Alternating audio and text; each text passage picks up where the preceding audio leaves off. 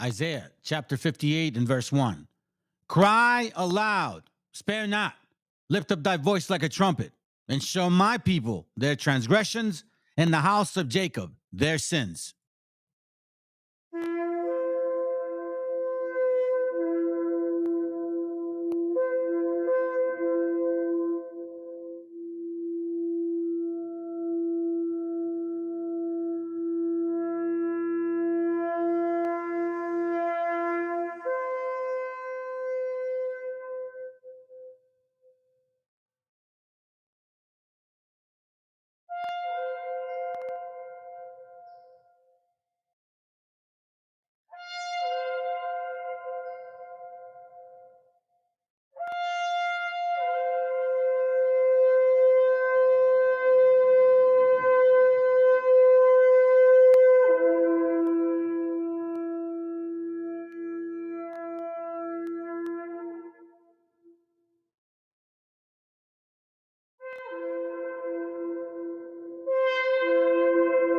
Copyright disclaimer. This content does not belong to Bible Chronicles or claim this intellectual property. The content provided today has and always will belong to the content owner. Bible Chronicles does not have any affiliation with the owner of this property. As mentioned, Bible Chronicles did not intend to make use of any material for the purpose of harvesting gain. However, Title 17 of United States copyright law states material in use can only be done when it's for theological or general educational purposes, and thus Bible Chronicles believes that this principal material falls under fair use, which honors protection under Section 107 of the same U.S. copyright law.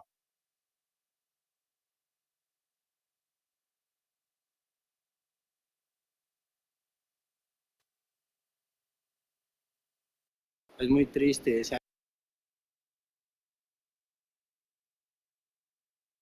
es muy triste, o sea, hay palabras, ¿verdad?, para decirlas y hay problemas, pero pues todo lo que uno ha vivido no lo puede platicar en unos 5 o 10 minutos. Eres un criminal porque cruzaste la línea sin ningún documento. Nunca hay que quedarnos por vencido, ¿eh? Hay que volverlo a intentar.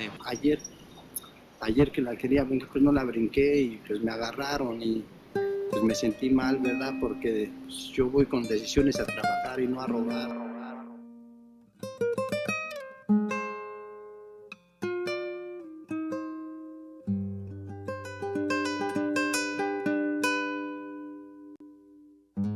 Empacó un par de camisas, un sombrero, su vocación de aventurero, 6 consejos, 7 fotos, 1000 recuerdos. Empacó sus ganas de quedarse, su condición de transformarse en el hombre que soñó y no ha logrado. Dijo adiós con una mueca disfrazada de sonrisa y le suplicó a su Dios crucificado en la repisa el resguardo de los suyos. Y perforó la frontera como pudo. Si la luna suave se desliza por cualquier cornisa sin permiso alguno, porque el mojado precisa comprobar con visas que no es de Neptuno.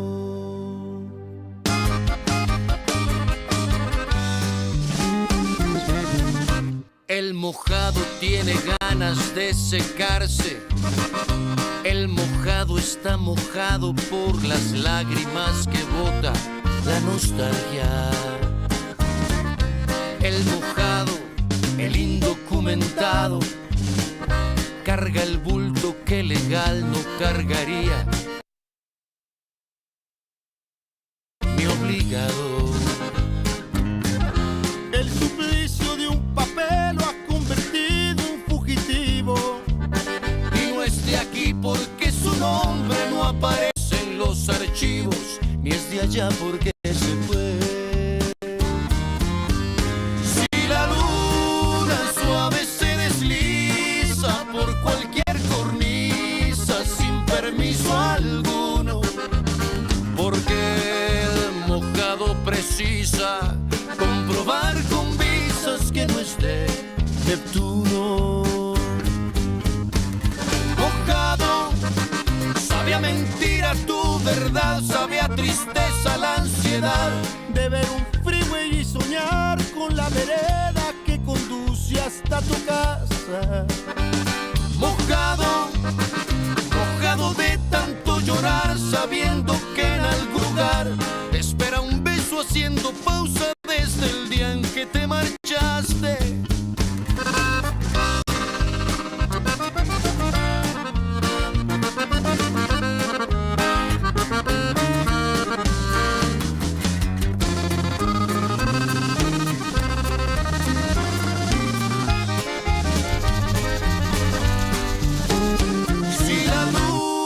Suave se desliza por cualquier cornisa sin permiso alguno, porque el mojado precisa comprobar con visas que no es de Neptuno.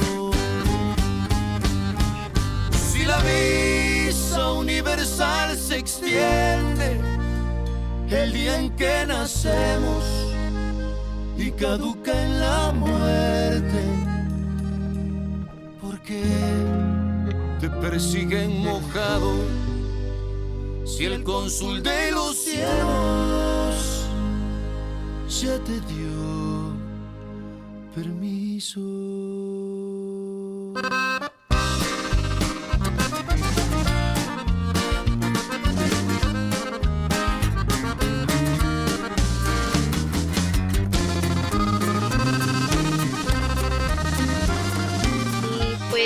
Nosotros venimos buscando una vida mejor.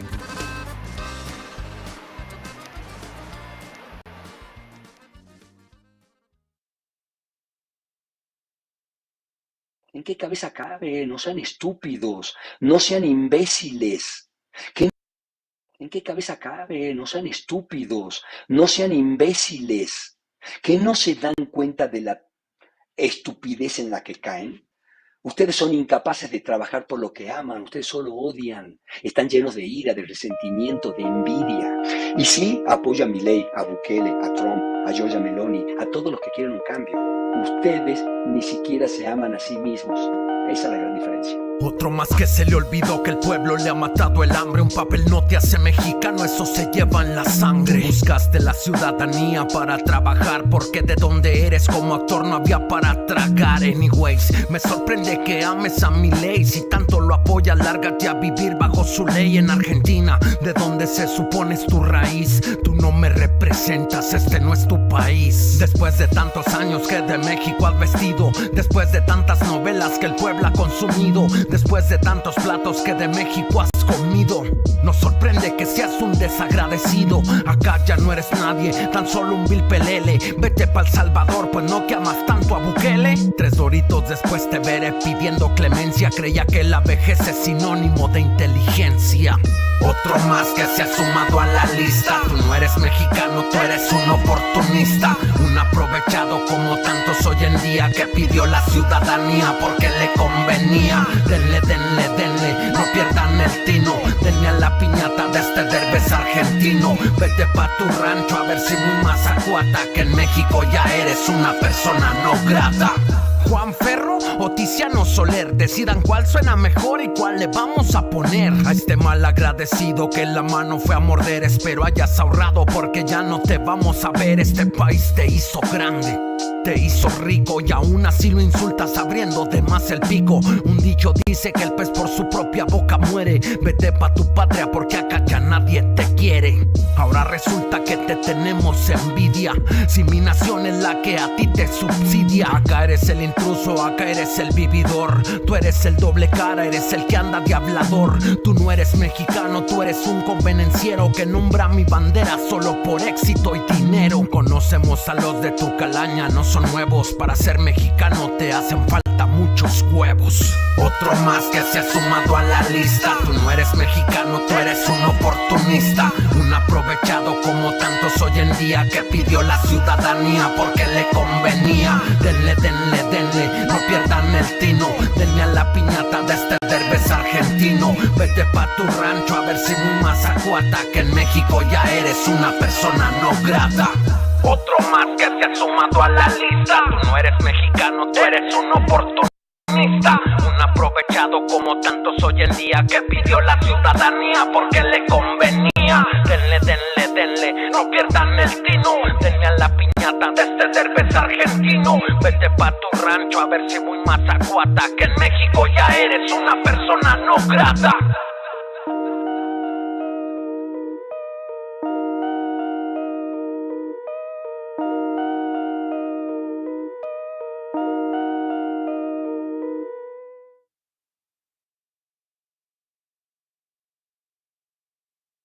Viene a decirnos con mucha firmeza y gran convencimiento lo mismo que nos decía en el siglo XVIII el barón de Holbach, ¿no? un filósofo francés de origen alemán. Si nos remontamos al comienzo, entonces hallaremos que la ignorancia y el temor crearon a los dioses. La fantasía, el entusiasmo los adornaron, desfiguraron. La debilidad de culto, la credulidad los conserva. La costumbre los respeta y la tiranía los apoya para que la ceguera de los hombres sirva a sus propios intereses.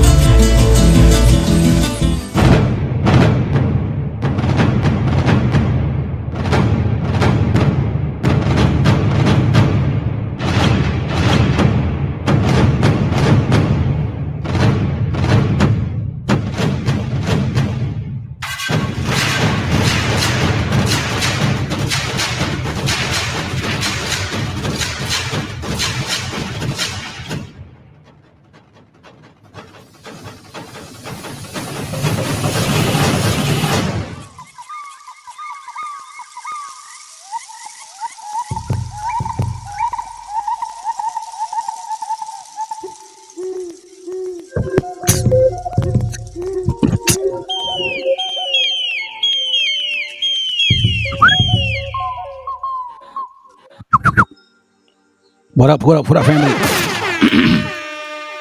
¡Viva México, cabrones! And especially today, that should matter a lot more. We're gonna talk about that today because we have to.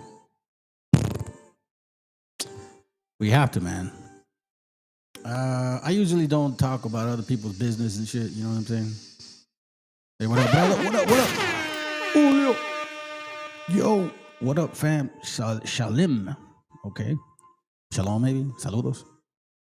And all of you that are right there, all three of you. Why is it important to know your heritage? I'm going to touch on a lot of stuff today, family. I don't know. Maybe I'll go 2 hours, 3 hours. Maybe I'll go more. I doubt it. I did miss an opportunity yesterday to jump on the TikTok. Well, I mean, I didn't miss it, but it just wasn't my time. I was busy. IAYC was on TikTok. And it's rare to get those chances to talk to these fucking sensitive bastards that are like covered up by their little Nate the Snake King and shit. They think he's John. Maybe they think he's David now. You know what I'm saying? Who knows? But anyhow, if you pay attention to the music, everything I do it for a purpose. You know, family, that's what I technically do. Everything I do, I try to do it for a purpose. From the songs to, you know, videos and everything that should be connecting. What up? European will never be American. What up, brother? You need to shorten your name, bro. EWBA or some shit. You know what I mean? But it's all good. I'm just suggesting. You know, I'm just suggesting, bro. Not that your name is bad. Let's begin. Okay. Again, before we begin, the Chicano origin. I'm going to show you some maps, some books. We're going to look at some things, some videos, some old stuff, new stuff, maybe, you know, similar stuff. Let's go to the origin of Chicano or MESHIACHA, because that's where it comes from. And I believe it's important that we push back, even with the fake ass fuckers that try to act like there are people. Because when you blur the lines of tribes, in case you don't know this, familia, it like derives from barrio. Understand when you hear barrios, it's not just here in the US, like barrio this or barrio Logan or barrio Pozole Town. I'm talking about San Diego places, you know, or barrio 18th Street. Barrio is a word that relates to tribes. Again, the Chicano origin. See, in this channel, we don't bullshit. We don't waste our time. We get to the nitty gritty. And I believe that it's time, and at least I've been saying it since 2022, that y'all are going to get enemies attacking you from left and right direction, and you're probably not even going to know what to do with it. I mean, maybe now, because this info is getting out. But let's start here. Let's go. I want to say one thing, though. I want to say that the focus is Chicano, and I think that's what we're forgetting. Because I'm trying to point out that there was 60,000 left on that treaty, because you guys all have treaties. We have a treaty, and it's documented 60,000 and 10,000 pueblos. And that 60,000 now is 50 to 60 million. So I just want to point out that how lost and how big our tribe is, and it's not identified.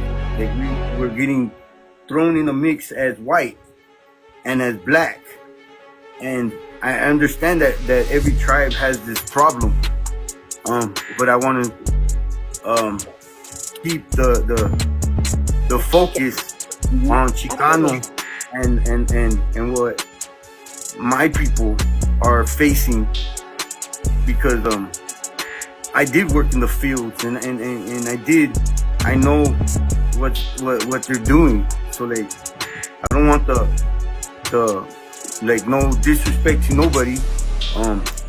The definition of what a Mexican is, that's an indigenous word. And this is where the origin of Chicano comes from. Mexica. Don't get it fucking twisted. Chicano, in order for you to be a Chicano, you have to be a Mexica. There is no other way to do it.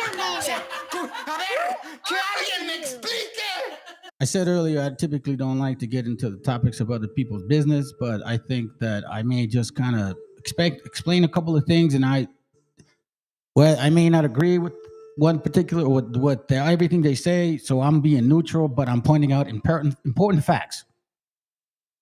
Because a lot of our gente, Mexica, I'm talking to Mexicas, right, are being sometimes misled. There's not really a voice out there that's going to tell you guys a lot of stuff, especially if you're trying to lean on political stuff. I mean, you don't got nobody out there. You don't. There is a purpose behind the title. Let's go. Disrespect to nobody. The definition of what a Mexican is, that's an indigenous word, and it's Mexican. There's Mexica written inside of Mexican, and we have no kind of nothing that sovereign or tribes or treaties, like, it was stripped from us. Like, I believe harder than because of the amount of us, the amount of us that are indigenous to this land. It would be too formidable to have that many people. So yeah. So my question is that you said you are under treaty, right? Well, we are the Treaty of Waterloo. Conversation that I caught online, and I thought he was making a very good point. Let me show you this real quick. I think this is the video. Hold on a second. What you're about to... Yeah, this is it. All right, so it is this one. I had linked up the video before. All right, is this one right here. Let me close this up.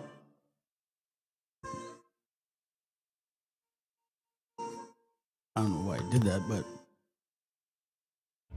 What you're about to hear, I say it with my chest. Tell me about And a I'll say Moor, it again. the Moroccan Empire. On this land. This is indigenous land, brother. It's not your fucking land. You're black. You're African. Be proud of that shit. In fact, the Africans, the slaves, would not even be here if it wasn't for us. And that's the fact. But again, you guys keep fucking stabbing us in the back. You guys keep stabbing us in the back. Because the African Americans are fucking related to white people. You guys are fucking close. That's what it is, dog. Junk about black Americans. I don't care, dog. You guys are fucking snitching. You guys are fucking reporting us, breaking up families, and touching kids.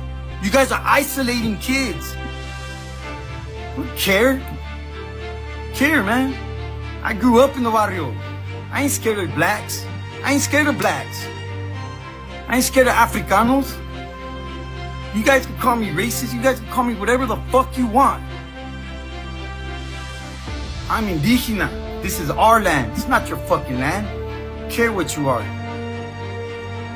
Yeah, they got black agents. They got Latino agents.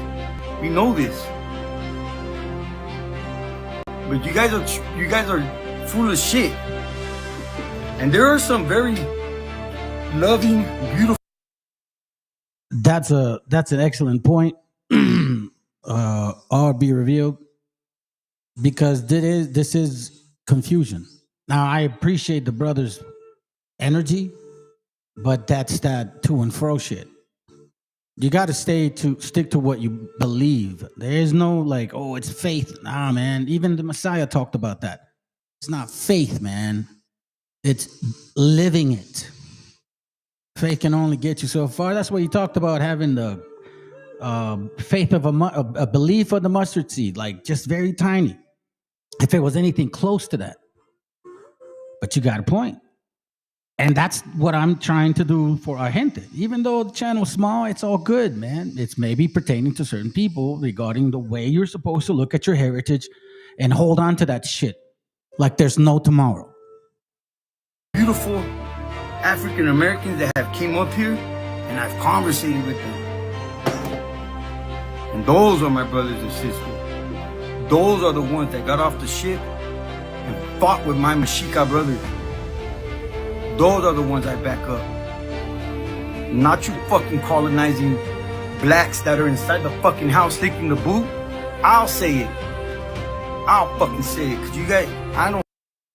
I've been saying that since 2022, just to make sure y'all know. But I'm not just saying it. I'm providing documentation, material, actual facts, not feelings. Let's go. I don't fear you guys. I don't fear you guys. Because this is my land. This is our land. This is my brother's land. It's not your fucking land. You guys gotta get in the back seat. The civil rights movement is not gonna happen again. You guys are not gonna fucking get a Jew lawyer and take our fucking shit. That's what's gonna happen to you, brothers. Yeah, exactly like that. We love unity, but, you motherfuckers. It's okay though, bro. We have to grow. We have to grow in spirit. That's why, again, if you believe in the scriptures, then you would understand what it means by having mercy for your brother. Sometimes the understanding is not all there, but the first thing you have to get back is your heritage. The whole Bible talks about getting back your heritage. Nothing else. You understand? It's literally in your face about your heritage. Let's go. Woke up this morning and I was inspired. Everybody makes fun of these guys for standing outside a hardware store each morning in hopes of just trying to find a day's worth of work. Have you ever pushed an ice cream cart in 100-degree weather? Have you ever picked grapes in a vineyard? Have you ever sold oranges on the side of a road? Have you ever sold strawberries on a street corner? These guys are working hard every single day. While you sit there in your air-conditioned cubicle, while you're on the couch watching Days of Our Lives, while you sit at home and log into Facebook, while you post about how hard your life is, Well, you're out hitting golf balls. This guy's out in the vineyards trying to make $1, while you sit at home waiting for that welfare check. Did that check come yet? But they're just stealing from Americans and taking the money back to Mexico. No one held a gun to my head while I was buying these delicious oranges. Every day they're out here working hard to support their friends and family. But the Mexicans are stealing all our jobs. If the Mexicans are stealing all our jobs, let's ask them to quit, and we'll see how fast you ignore all the recent job openings. But they're stealing all our money. They work hard for that money. They're doing the jobs that we don't want to do. They line up at Walmart and send that money home to their families. We stand at the gas station and spend our money on Powerball tickets. You see, the real problem isn't the Mexicans, or any race for that matter. The real problem is what man created, and that's what we have here today. You see, when the earth was created, we didn't have borders. We didn't have hate. Hell, we didn't have a care in the world until man created what would soon be programmed into every human being. And generation after generation, that man-made way of thinking has gotten worse and worse. Think about it. If you were never taught color, race, religion, or sexual preference, how would you ever know what to love or hate? Maybe life isn't about Xbox, cell phones, and movie theaters. Maybe it's about just trying to survive. From the time that we are born, we are trained to think like the people before us, and the people before them, and so on and so on. This video may not change your beliefs, but it may change your way of thinking. It may stop you from judging somebody and trying hard to pursue a better life. It may also inspire you to get a gosh damn job. Ouch. There's a book called Occupied America. Let me see if I can. Hold on. Take it over here real quick.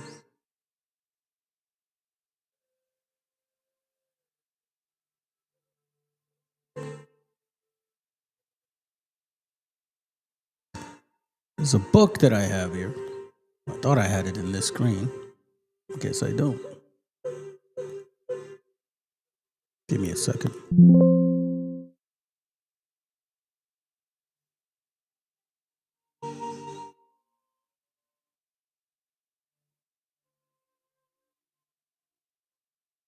Give me a second. Let me just close this real quick.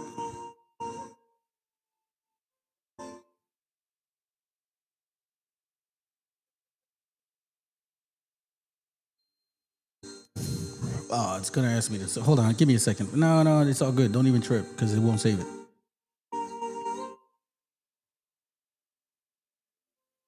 All right, so give me a moment. Let me get this back again.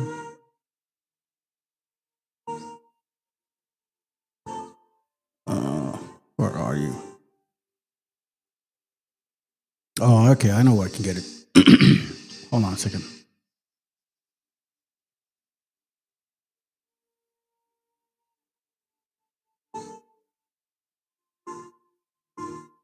This book right here.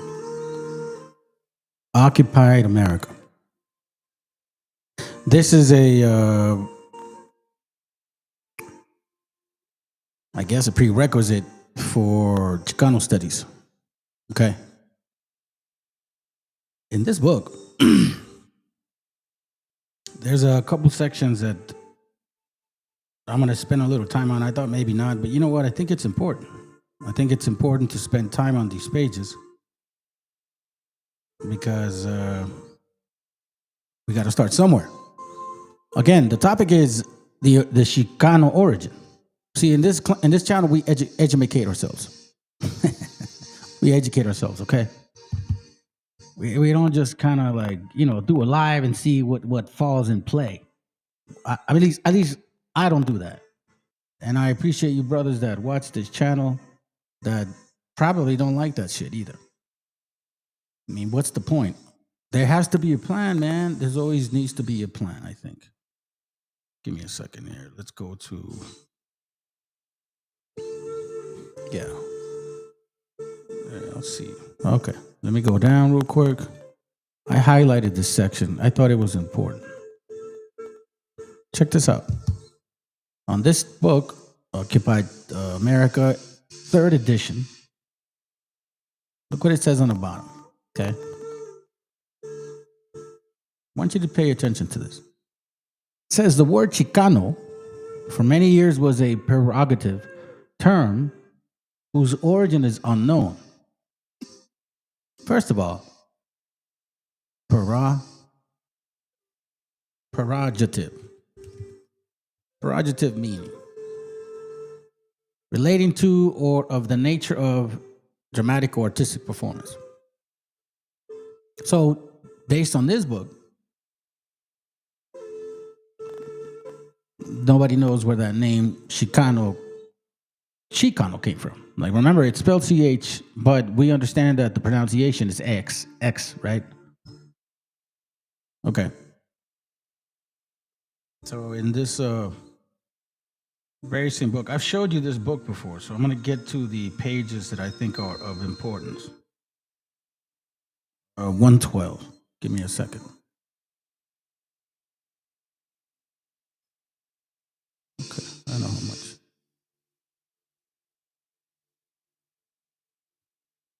Check this out.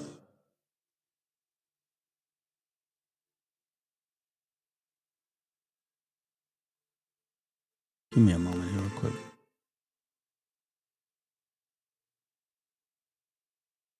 What's it, not this page? Or what the hell? Hold on a second, family. What the hell's going on? Okay, is this 112? All right. So it didn't technically highlight this area, but I wanted to read it to you. I'm glad that at least I marked it. On page 112, check this out. It says changing of elites. Remember what we're talking about. The Chicano origin. Capitulation at Monterrey exposed Mexican workers to higher levels of exploitation. California had experienced changes during the 1830s, with secularization of the missions that controlled agriculture and hide and tallow trade.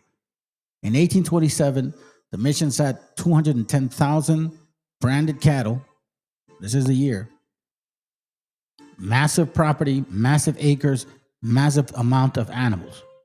With an estimated 100,000 unbraided cows, 220,000 plus 100,000, 310,000. They slaughtered 60,000 cows and sold 30,000 to 40,000 hides annually. Each brought 2 pesos. After secularization, the land passed to private owners and the rancho system. And it says, although under law, Indian legally owned half of the secularized property, they never received the benefits. Secularization, in fact, secularization, in fact, reduced them to working for wages as vaqueros, cowboys, that's what you get these names, in expanding rancho systems, or as laborers in pueblos. The lower class mestizos and mulattoes joined the Indians in this labor pool. So I've talked a lot about this, and this. This is why you need to not let history blur you when you're looking at who might have been there. It's important that you see through these messages. Page 113. Here, I marked it over here on my phone, but it's all good. We're going to read this right here. It says, Mexicans became the scapegoats for Mexicans became the scapegoats, this is 113, same book, for Anglo-American miners, failed Anglo-American merchants. See? Mexicans became the scapegoats for Anglo-American miners, failed Anglo-American merchants, resented the success of Mexican peddlers. You see that?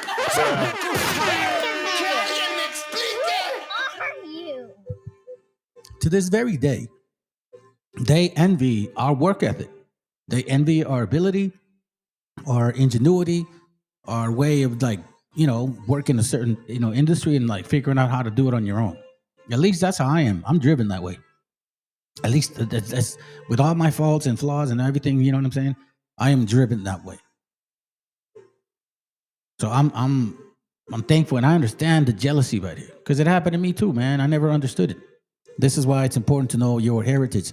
That's how come we are going back to the Chicano origin. This book says that there's no such thing. They never heard about it. They never knew it. Okay, sounds good. Then it says here, so, we see that, the Anglo, the white man, as always, is jealous of the Mexicans. A movement to exclude foreigners from the mines gained support. General Percifor F. Smith expressed the Anglos' feelings in a published 1849. Let's read it. I didn't read this. Hopefully let's read it. The laws of the United States inflicts the penalty of fine and imprisonment, imprisons trespassers on the public lands, as nothing can be more unreasonable than the conduct pursued by persons not citizens of the United States are flocking from all parts to search for and carry off gold from lands to the United States, the lands belonging to the United States of California. I'm assuming that's the word it's using because I think that's a B. Belonging to, I would assume. But here's what I find it so funny. 1848. So all of a sudden, as such indirection violations of law, it will become my duty immediately upon my arrival there to put those laws in force and to prevent their infractions in future by punishing by the penalties provided by law and all those who offend. So we obviously see the aggressiveness towards our people. It's not ignored. Let's go to 114. Hold on. Give me a second, family. 114. Yeah, the 114 up here. This is page 114. Same book. The Conquest and the Colonization of the Southwest. Well, that's not it. It's Occupied America.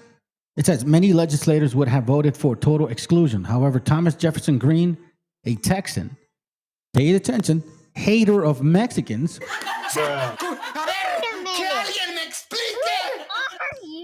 Expansionist and white supremacist. Proposed a comprise bill. Green, responsible for seeking new source of revenue for the state government, sponsored the idea of taxing foreigners $20 per month. See this? Do you see what he believed and who he was?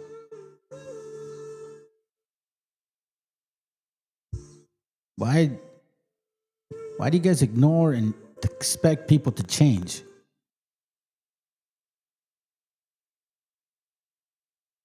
Let me see if I had this. No, I didn't.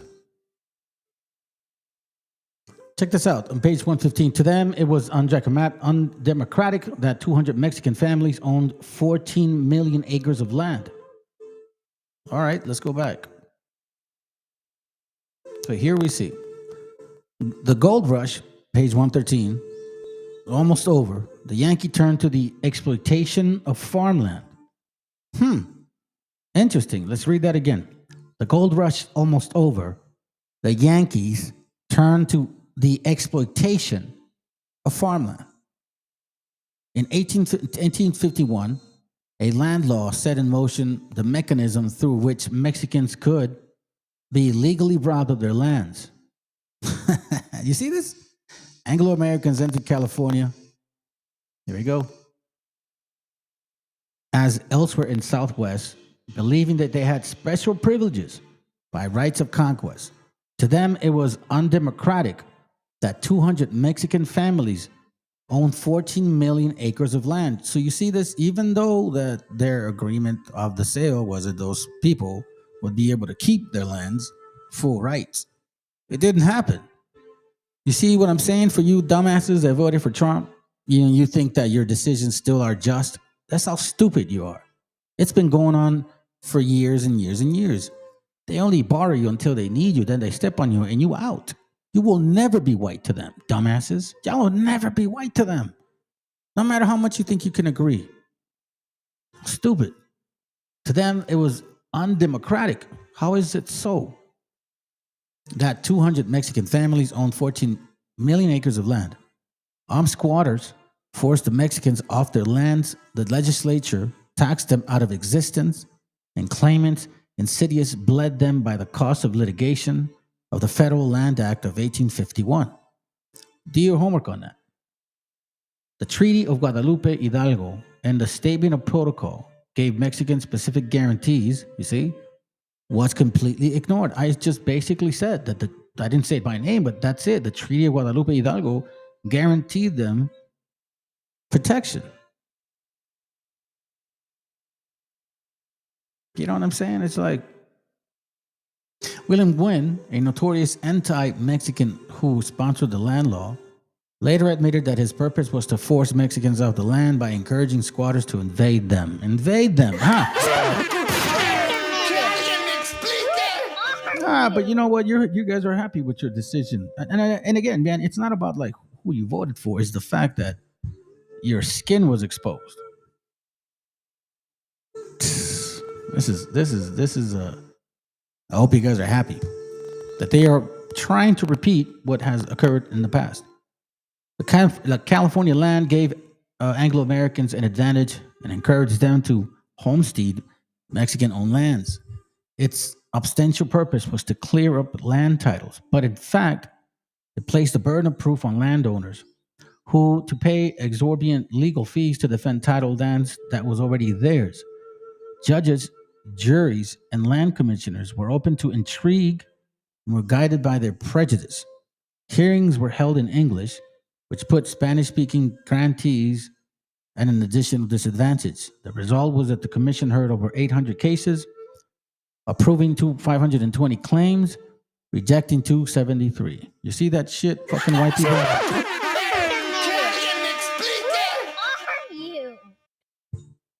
That's how you guys got ahead. All those acres that you took. All those acres you were so jealous of. All those acres, you just took them. Now you think it may be funny and like, yo, Christ is with you and shit, but you know, that white Jesus doesn't even belong in the Bible, first of all. But that's another topic. It's just how your history claiming like some authority is so full of shit. You guys you think that, I don't know, you have like 2 wars in your memory and you think you conquered the whole world based on that. I think that's the point. I think that's the problem with this kind of people. And then you have the other idiots that go and follow these guys. Oh, well, I'm gonna vote for Trump because, you know, I just want to clean up the streets, man. Oh, but, you know, we Chicanos, Holmes. Shut the fuck up. That's the most hypocritical shit that I have ever heard. You can't claim to be indigenous and fucking ride for it with the red cap that's literally hurting our indigenous people based on what they look like. Because that's kind of the only way that you can find out, you know, and that's pretty much what he said it was authorized to do. So let me show you some videos, man. I thought this was interesting. You know what I'm saying? I showed you guys this video already, and that's why when I heard his brother Marvelous here, again, I don't agree with everything he says, but this right here, I will say, if you believe in the Bible, again, and that means, well, you know, you Christmas Christians are very funny. You say you're not Christians, but yet you celebrate Christmas too. So then I ask you, you type of people, well, if you celebrate Christmas, where did you get that Christmas idea from?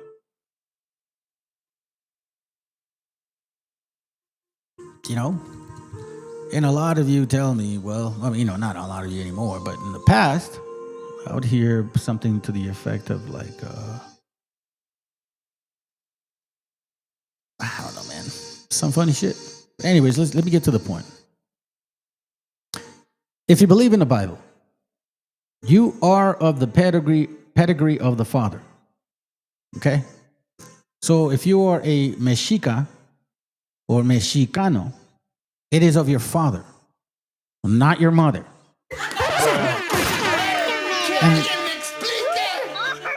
And that's technically, if you look at science, DNA, they even explain that to you, right? They go back into your mitochondrial and your haplo. You know what I'm saying? There's a difference. So once again, a Mexicano or a Chicano or Chicano is only by the blood of the father, Those are mexicas.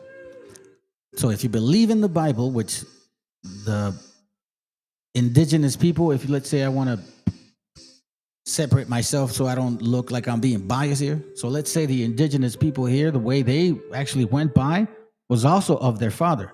And I have documentation that says that. The Bible says, Numbers 1:18, and they assembled all the congregation together on the first day of the second month, and they declared their pedigrees after their families by the house of their fathers, according to the numbers of the names. That's why you have what they call the last name. Do you know what I'm saying? Let me see what we got. Jose Cantú. Los mexicanos somos mestizos. No, we're not mestizos. I don't know where you're hearing that. Drop the link. Well, we'll see. I got some stuff to show. We'll see. Let's play it. So a lot of people use those terms around and they don't know the definitions or the true. So a lot of people use those terms around and they don't know the definitions or the true meanings of where they come from or stem from, right? So some caller calls in and asks me the definition of Chicano. And I gave them the definition of Chicano on your show. Yeah. One of the other callers calls in and goes, well, how come Gil says that he's Chicano when he's from Honduras? Like, is he able to do that? Yeah. And I said, no. Chicano is not just a word. It's a bloodline that comes. That's very 100% true.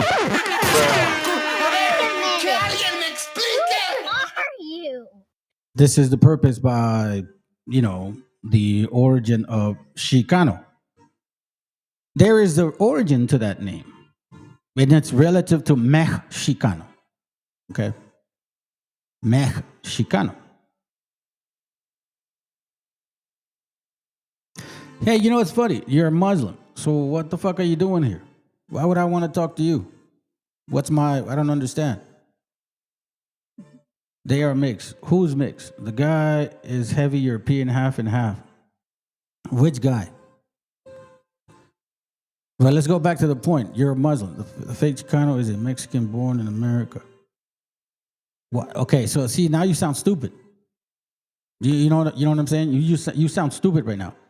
The fake Chicano is a Mexican born in America.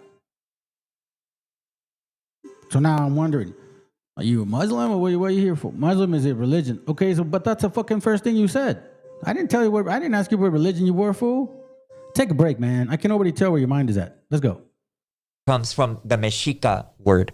Mexica comes from the word of a man named Meshi, who led us out of our captivity and our migration down to Mexico City.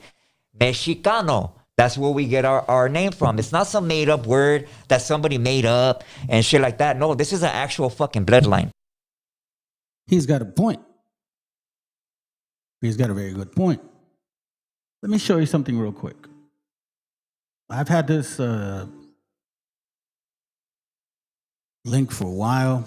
I was blown away by this map, honestly, man. And, there's a lot of stuff that I've used this map for.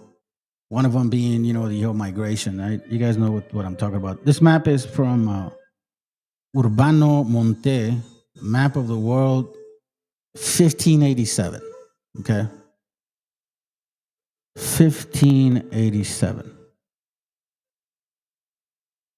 All right, so check this out. We read a book, Occupied America, talked about... Okay, so let me show you a little bit about this book here. This map. Look what this map says, first of all. If you guys believe in the Bible, for you that do, here's where the Arsorith. Wait a minute. Who are you? Arsorith. Okay? I have another link that actually shows this area that's where the 10 tribes migrated from. This used to be called the Straits of Anian, not the Straits of whatever they currently call them now. But anyways, here's my point. And we're going to get deeper into this too, by the way. Because I think it's important for you guys to know who we are. So check it out. Check it out. Check it out. All right, here we go. For you guys that claim that you know some history, well, in this map, we actually see that name, Chicana. So this name happens to be a historic name. Now, the question is why? Where are you at? There he goes, right there. You see that? Chicana, right here.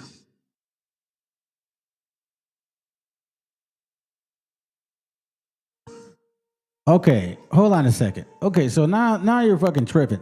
All right, so the Mexicans come from Issachar. The Bible was written by a man who wrote the demonology of the book. What do you mean? You're talking about King James? Is that what you're talking about? And then what the fuck does this mean that relates to that shit that relates to this shit? I mean, you came in saying you're Muslim, then you say it's a religion, then you say Mexicans are Issachar, then you say the Bible was written by some fucking animal. Bro, you've got problems, man. Okay? I'm kind of glad you're here because at least people can understand that sometimes people just sound, stupid people don't know they're stupid. Sometimes it's like that, family. It's like, damn, bro, just shut up for a second because you sound dumb for yourself. Look, check it out. Let's go back to the point. Chicana. This region was considered Chicana at that time. Now, again, let's not make it a big deal. But I think it's important to know when people try to take and claim that we're not even from here. So when somebody tries to say that Chicano and they're not even Mexicas, it's no different than these BHIs or Wobbles claiming the same thing. Check it. Grand Rising. Grand Rising. Every day you're seeing more and more information about ICE and how things are going with ICE. And mind you motherfuckers come over here and attack me and shit, but your Mexican name, and you have other people that are destroying and attacking your own gente. You guys don't even say shit. How things are going with deportation. All of a sudden today I heard that Trump is like bringing everything out like piece by piece by piece. Like all of a sudden now they're making it like illegal to, require people to be bilingual for jobs and things like this. But, this is where. Let's see what you got, bro. Let me see what you got. Go ahead. Hit the link.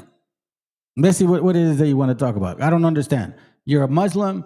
Chinese and Mexicans are Issachar. So let me try to understand what your brain cells are working on. I'm going to give you about 10 minutes. Yeah, about 10 minutes. Why not? I'll entertain you. Or I guess maybe go ahead and entertain us. All right, hold on, family. There we go, Jose Cantu. What's up with you? What's up, man? I'm picking up on what you're saying. I understand what you're saying, but there is some stuff that you kind of makes interpreting. You know what I mean? What is it? Like how the fact that you don't know that the natives from Mexico come from Ezekiel. You don't know who that.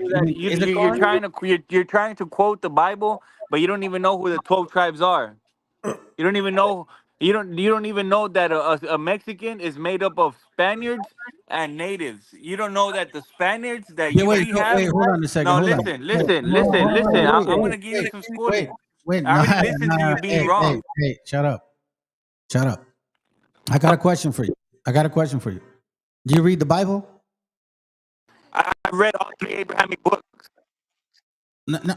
Do you read it? Yes or no? Hello? Yes. Okay. What does the Bible say about races? I mean, we kind of just read it. I can't understand you. It's like staticky. Yeah, I know. That's your shit, not mine. You want to come back? Yeah, I'll come back. Because you sounded well at first, and then you sounded like shit. Just disconnect and click the link again.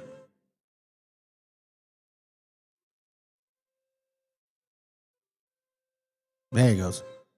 You guys got to be prepared, man. Shit. Let's go.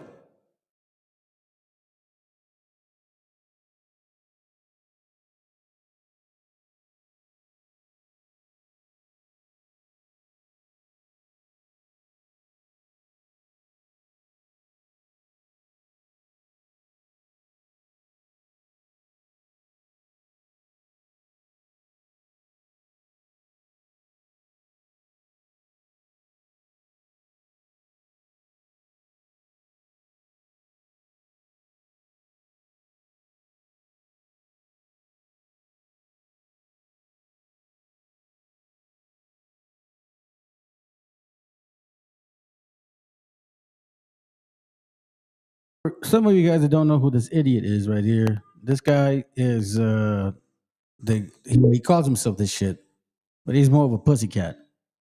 Oh, you guys didn't even hear. Hold on a second. You guys didn't even hear the video. I had it on mute. Fuck it. Okay, all right, he's back. Okay, Jose Cantu, what's up with you? Oh, okay, la chingada way. All right, listen to his bullshit real quick. Let's go. It's just that they never told you.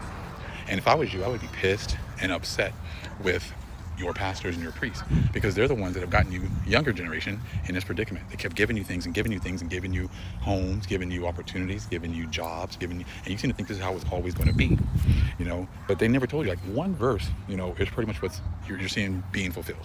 Okay, it's the end of this fulfillment of this verse, Deuteronomy 28:43.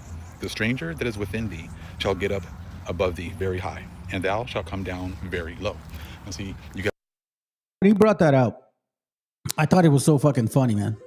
And this is why the title of the class is called Chicano Origin, because these negros want to claim that they are the Mexicanos. See, you guys are over here worried about me and shit, and you don't even realize what the fuck is going on out there. He goes to the Bible and says, Deuteronomy 28:43. The stranger that is within thee shall get above thee very high, and thou shalt come down very low. Now, this is to people that came from another land that would happen to them. Now, they're claiming that they're the original people. Yeah, for sure, bro. And that was like, the fuck you talking about? And he didn't even say it right. Isokor or whatever shit, whatever the hell he said. This is why it's important to determine what does this mean and who does it belong to. You know, because this folio right here thinks it belongs to him and his West African people. You guys made all these rules that benefited all the immigrants. Like, you allowed them to be able to live here for 30, 40, 50, 60 years. They never had to learn English. They never had to assimilate to American standards, American ideas. He's complaining about assimilation. What? Assimilating to the white man's traditions? Is that what we are supposed to do? Let me show you guys something real quick.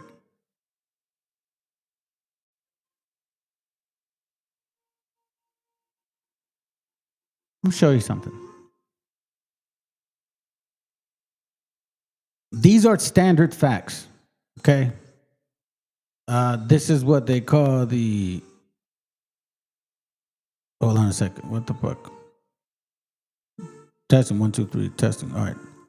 Something happened to my camera or some shit. All right. The reality is this. And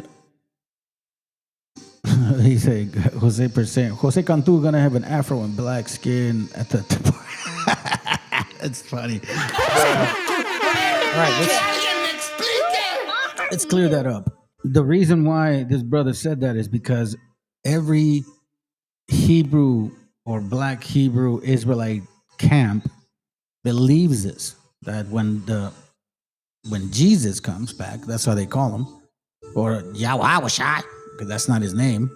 But anyways, when he returns, he's going to turn back all those other people that supposedly are Hebrews that just didn't happen to be looking black. He's going to turn them back into black. For real. You can ask any camp. IOIC, GMS, ISUPK. Well, they don't have the other ones anymore. I mean, shit. You got Genesis now. Now they're saying that there is no eternal life. A ver, que alguien me explique. Who are you? I told you, brothers, man, when I showed you that video regarding Rabbi Matthews and he's doing those incantations and shit. That's some crazy stuff, man. That is the root of where they come from. So you have to consider the root. Every crooked tree does not bring forth good fruit. You guys know that. You know it. And it's right in your face. But you did not care. At all. Now, a lot of you guys were talking about like, oh, the end of the world. Well, guess what? I'm telling you right now, and I saw that coming. And listen to this message. And we're going to jump on some other stuff because I want to show you some other pictures. Let's go. Bro, it's already over.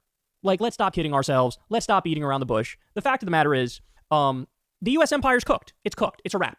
We're done. We're done. Now, we might have this image in our head like, oh, we're on the decline, but maybe we can turn it around. But that's all just pure cope. Like, there's nothing to that. It's already over. So here we go. Let's watch and then we'll break it down. The American... A day that starts with a walk, includes deep work, and ends with friends and a workout. That's the goal. You just need... Empire is over. We're done. We peaked about 12, 15 years ago, and we are on a down. And it's very hard for the American people, which I understand. I am one. It's hard to get your head around that. We've had a century of on the way up, which is a lot more fun than on the way down. But it does happen to every empire. And by the way, Vicky's Town Chronicles, he's welcome to come back, man. Like, the link is there. He's the one that asked for it. He said he wanted to come up, you know what I'm saying, school me and shit. And then he's the one that just started electrocuting himself. Anyway, let's continue. I think this is extremely important because, again, when the shit hits the fan, the only people I believe that can come out of some crazy situation and then decide to work together, it is raza. You know what I'm saying? It is our indigenous gente that we can work together without any like resentment and shit. We can just work, and then hopefully it works out. You know what I'm saying? Because that's exactly how it is. You can't claim to be indigenous, claim to be something you're not for sure, and at the same time wear a red hat. It don't work that way no fucking more. What do you think? People are stupid? This shit is over now. And we understood this. If you that believe in the Bible, like, but a lot of you guys don't, but yet at the same time you claim it. This is happening right now. Whether you guys want to accept it or not, it's happening right now. You see the prices going up, family. You guys don't be stupid. Do you understand that if you think about it, for the last 30 years, prices have steadily been going up. And nobody has really said anything about it. We just said, oh, okay, it costs more. Oh, damn, the bus used to cost $125.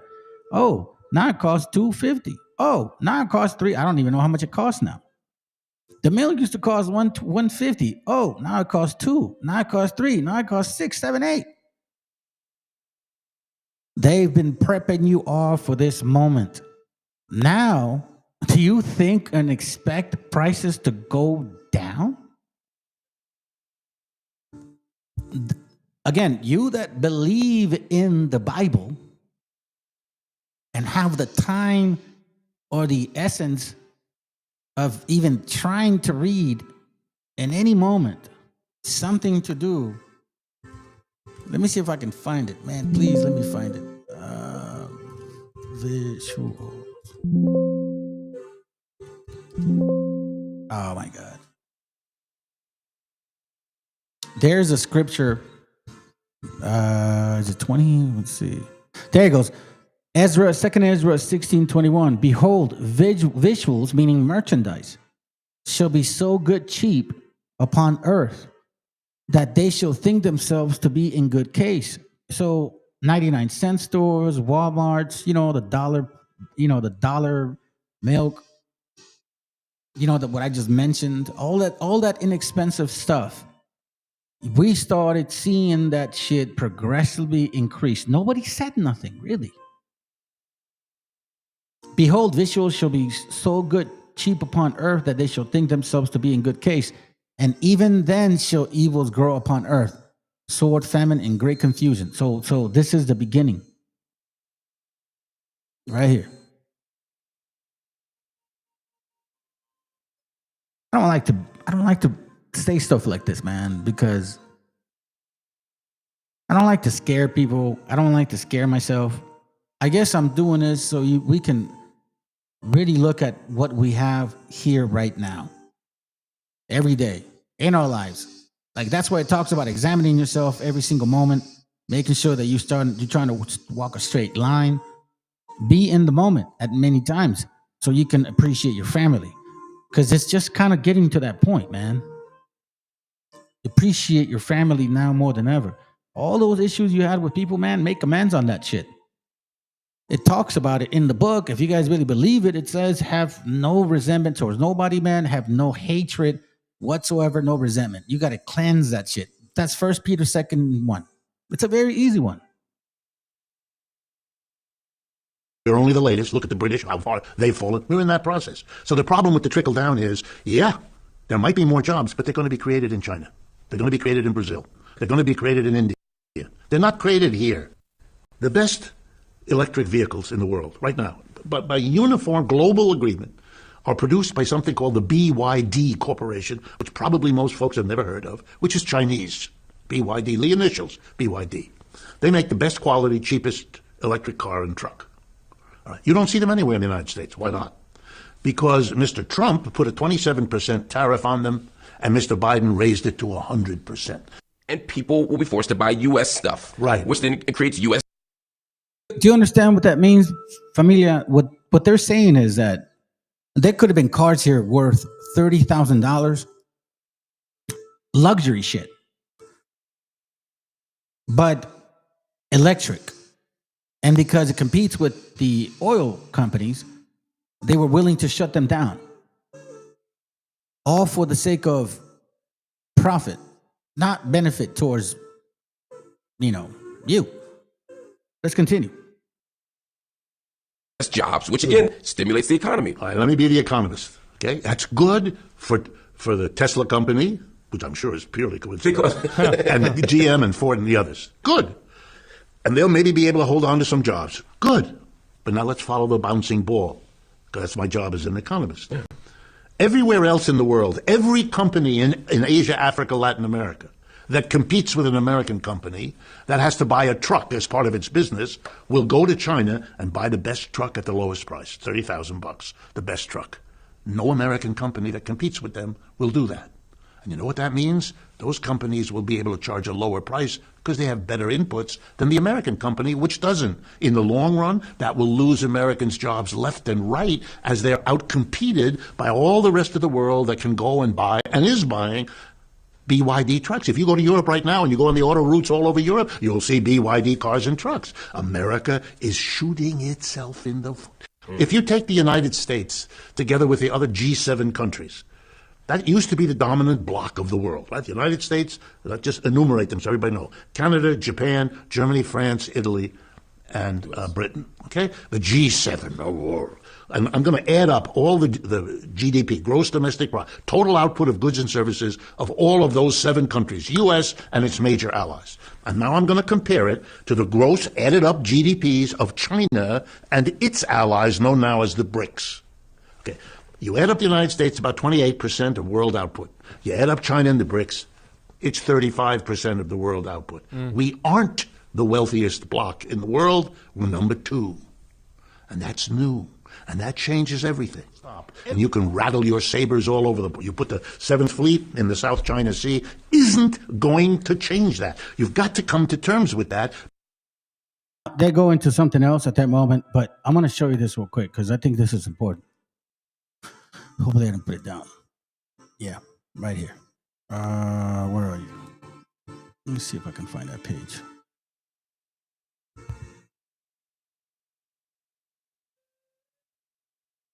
Give me a second. 7.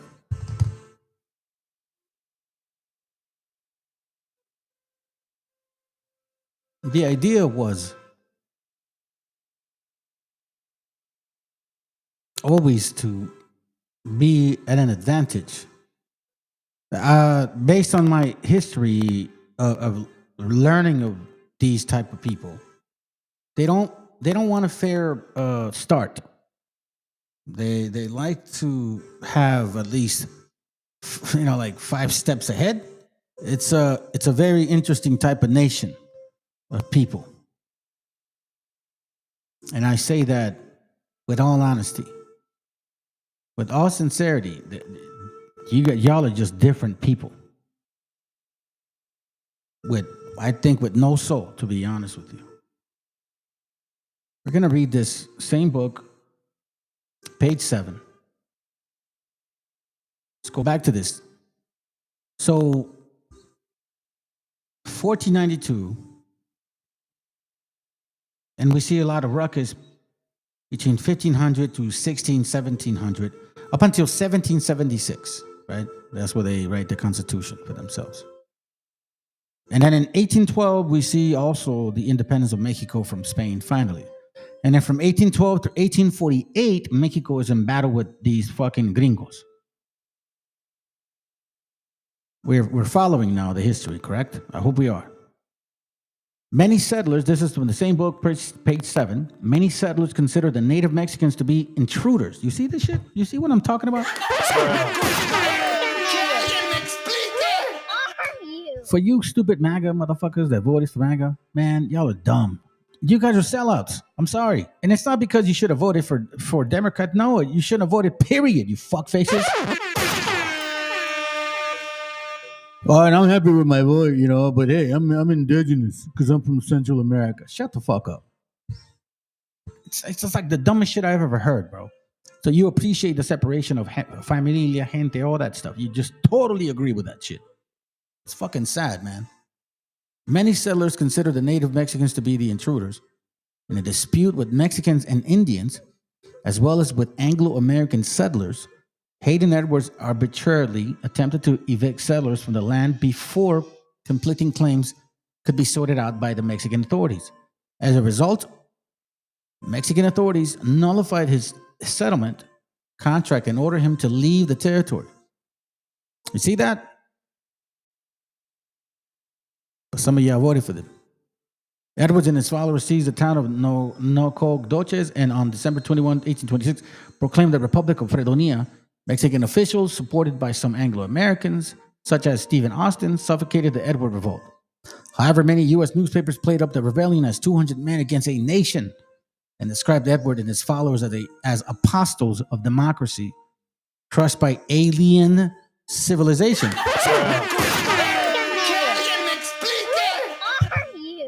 So all you Cuban bees, Puerto Rican bees, Dominican bees, Salvadoreños, Hondureños, Guatemaltecos, all you Mexicans, all you fuckfaces that voted for Trump, you are just embracing the name of an alien. They've been calling you that shit for a while now. You have no excuse, in my book, the nerve of you to call yourself indigenous, let alone Chicano. And you motherfuckers that are even allowing that to happen, bro. That's sad. But it is what it is, man. I guess you guys want to be white. It almost seems like it. Mexico could not consolidate its control over Texas. The number of Anglo-American settlers and the vastness of the territory made it an almost impossible task. The Anglo-Americans had already created a privileged caste which depended in a great part on the economic advantage given to them by their slaves. When Mexico abolished slavery in September 15, 1829, hold on a second. I thought it was pinches gringos and shit. Come on, man. How come we keep lying to ourselves? Why do we keep doing that shit? 1829. They're over here boasting about their fucking slavery in 1865, right? White and black folks boasting about that shit. But here we see that, Our gente was already asking for that. Guess why? Because we've been enslaved since 1492, fuckfaces. That's why. Longer than you guys. What, 100 years maybe, if that? Get the fuck out of here. When Mexico abolished slavery on September 15, 1829, Euro-Americans circumvented the law by freeing, see, like, you know, and colmillas and shit, their slaves and signing them to lifelong contracts as indentured service. Oh, what a coincidence. Oh, that's gonna hurt! Pinches mamones, güey. You know what, man? For people like you, bro. Fuck that puto! Fuck that puto! This goes for you, Jose Cantu, for coming to my channel, trying to act like you're all fucking tough and shit, and all of a sudden now you can't even hit the fucking link. Now your phone don't work. Don't do shit like that. It's embarrassing, bro. And you're like, it's like this stuff right here. History repeats itself. I'm reading this stuff, and we're okay. Let's read it. Let's check this out. When Mexico abolished slavery in September 15, 1829, Euro-Americans circumvented the law by freeing their slaves and then signing them to lifelong contracts as indentured servants. Anglos resented the Mexican order and considered it an infringement on their personal liberties. In 1830, I brought books out on how black folks had slaves in those years too. Mexico prohibited further Anglo-American immigration. That Anglo shit also applied to them because, you know what I'm saying? They look kind of like the quarterback from Kansas City. Meanwhile, Andrew Jackson increased tension by attempting to purchase Texas for as much as $5 million. So you see why are we looking at these people like they're our fucking friends and family and like not foes? Gosh darn it. They're over here pulling out guns and trying to shoot. They're shooting their own people. They're going crazy.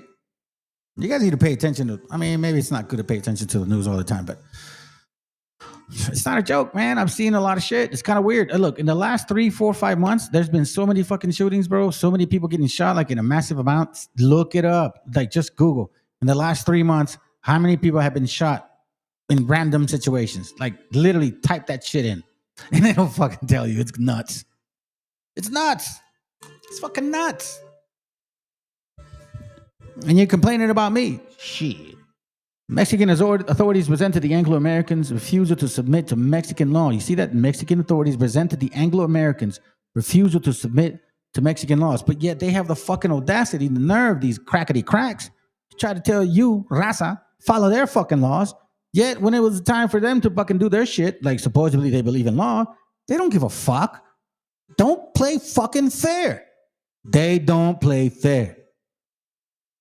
Mexico moved reinforcements into Coahuila and red-eyed them in case of trouble. Anglos viewed this move as an act of hostility. I would have fucking shot you motherfuckers. Straight up. I'm talking about in that history. You know what I'm saying? Like if we're looking at that history. Because how can I trust you when you're thinking this mentality right here in 1831? Fuck no. If I'm in 1831 and you're doing this hostility, I would have fucking blasted your ass. It's my property, my territory, my law. Bam, you're out of here. That's the way you move. Why wouldn't I? It's not fair when you are not there. It's very simple. Let me give you another page.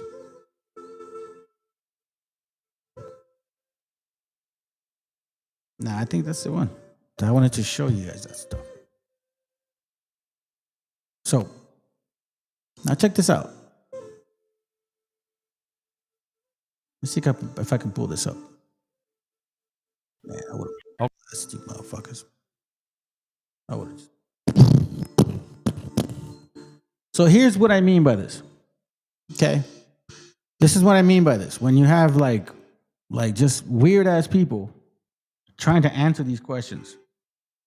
The scriptures talk about, if you believe in the Bible, to be ready to answer. Now, this is what I find so awkward. This is the same dude that voted for Trump. Right? You can't be indigenous and claim and wear the red cap. That officially changes you. I mean, you can be indigenous, whatever, I don't give a fuck. But you can't be Chicano, that's for sure. Listen to this shit. Listen, this is so interesting. And what I find so funny is like, Hey, look, I even posted some shit. Dumbass channel, right? Here goes. Thank God Gil ain't a politician. It says, God bless the brother. It's good to meet a man who asks, what would the Lord do? Oh, wow. This is so fucking funny, man. It's just pinche. Hey, bro. Raza, y'all disappoint me, man. You guys really disappoint me, bro. Like, I'm starting to wonder how fucking seriously. Listen to this. Okay. At the same time, I can't say, hey, U.S., forget Israel. Like, I can't say forget Israel because that is technically God, See, but this is the. So, first of all, right there, let me pause it. That's bullshit. These guys are not Jews. They are Khazars. They're mostly converts. Is there a small portion in that land that may just be of that bloodline? Yes. Of the father, once again, not of the mother. Of the father, not of the mother and the father, of the father. That's exactly how you determine who your generation is, okay? So, but the majority of them, about maybe 98% of them, I would say, are Khazars. So, first, that's a mistake. But let's listen to this here. This is the hypocrisy when I hear even you speaking right now, bro. And let me tell you why. To me, it's sad and such a hypocritical thing for someone to say those are God's people, Israel, this and that, because the Bible. What would Jesus do if he saw a man pushing a cart and saw these guys pushing up again? You think that's the Christian thing to do, to go after just innocent people like that? Because to me, that's an innocent guy. Do you think that's the godly thing to go after these elderly men, elderly ladies, people who are working the corners, people working the car? Do you really think that's the Christian thing that God would be like, that's a good job, guys? Or do you think God would have shame on you guys? You see, and this is why I find it so funny. I just saw a video of this fucking dude that 2 months ago, maybe less than that, he said he voted for Trump and he is very proud of it. The fuck is that about? So this guy, first of all, this is what raza. Oh my God, man, güey, me dan tristeza, cabrones. Fucking shit. It is fucking sad that you guys still think this way. You know what I'm saying? But anyways, let's stick to the point. This fucking guy right here. All right. What did we just listen to? Now he's complaining about how certain people are getting arrested by the immigration, law enforcement, ICE, fake ass fucking bounty hunters, all that shit. Now he's like trying to use that as a comparison to combat the whole Israeli support that America, quote unquote, is actually doing. So let me remind you, family, what I think is he's pushing that right wing bullshit and trying to implement that shit on our people. Like I'm indigenous, but I voted for Trump. Fuck no. I can see through your skin. You are trying to push that right-wing bullshit. Like you want to have your segment, like your space of like, oh, raza is, pro-Trump type of shit. That's what I'm noticing. Because all of a sudden now you make a point about, our gente being done wrong, which I have videos to show that. But you voted for it and you said you agree with that shit.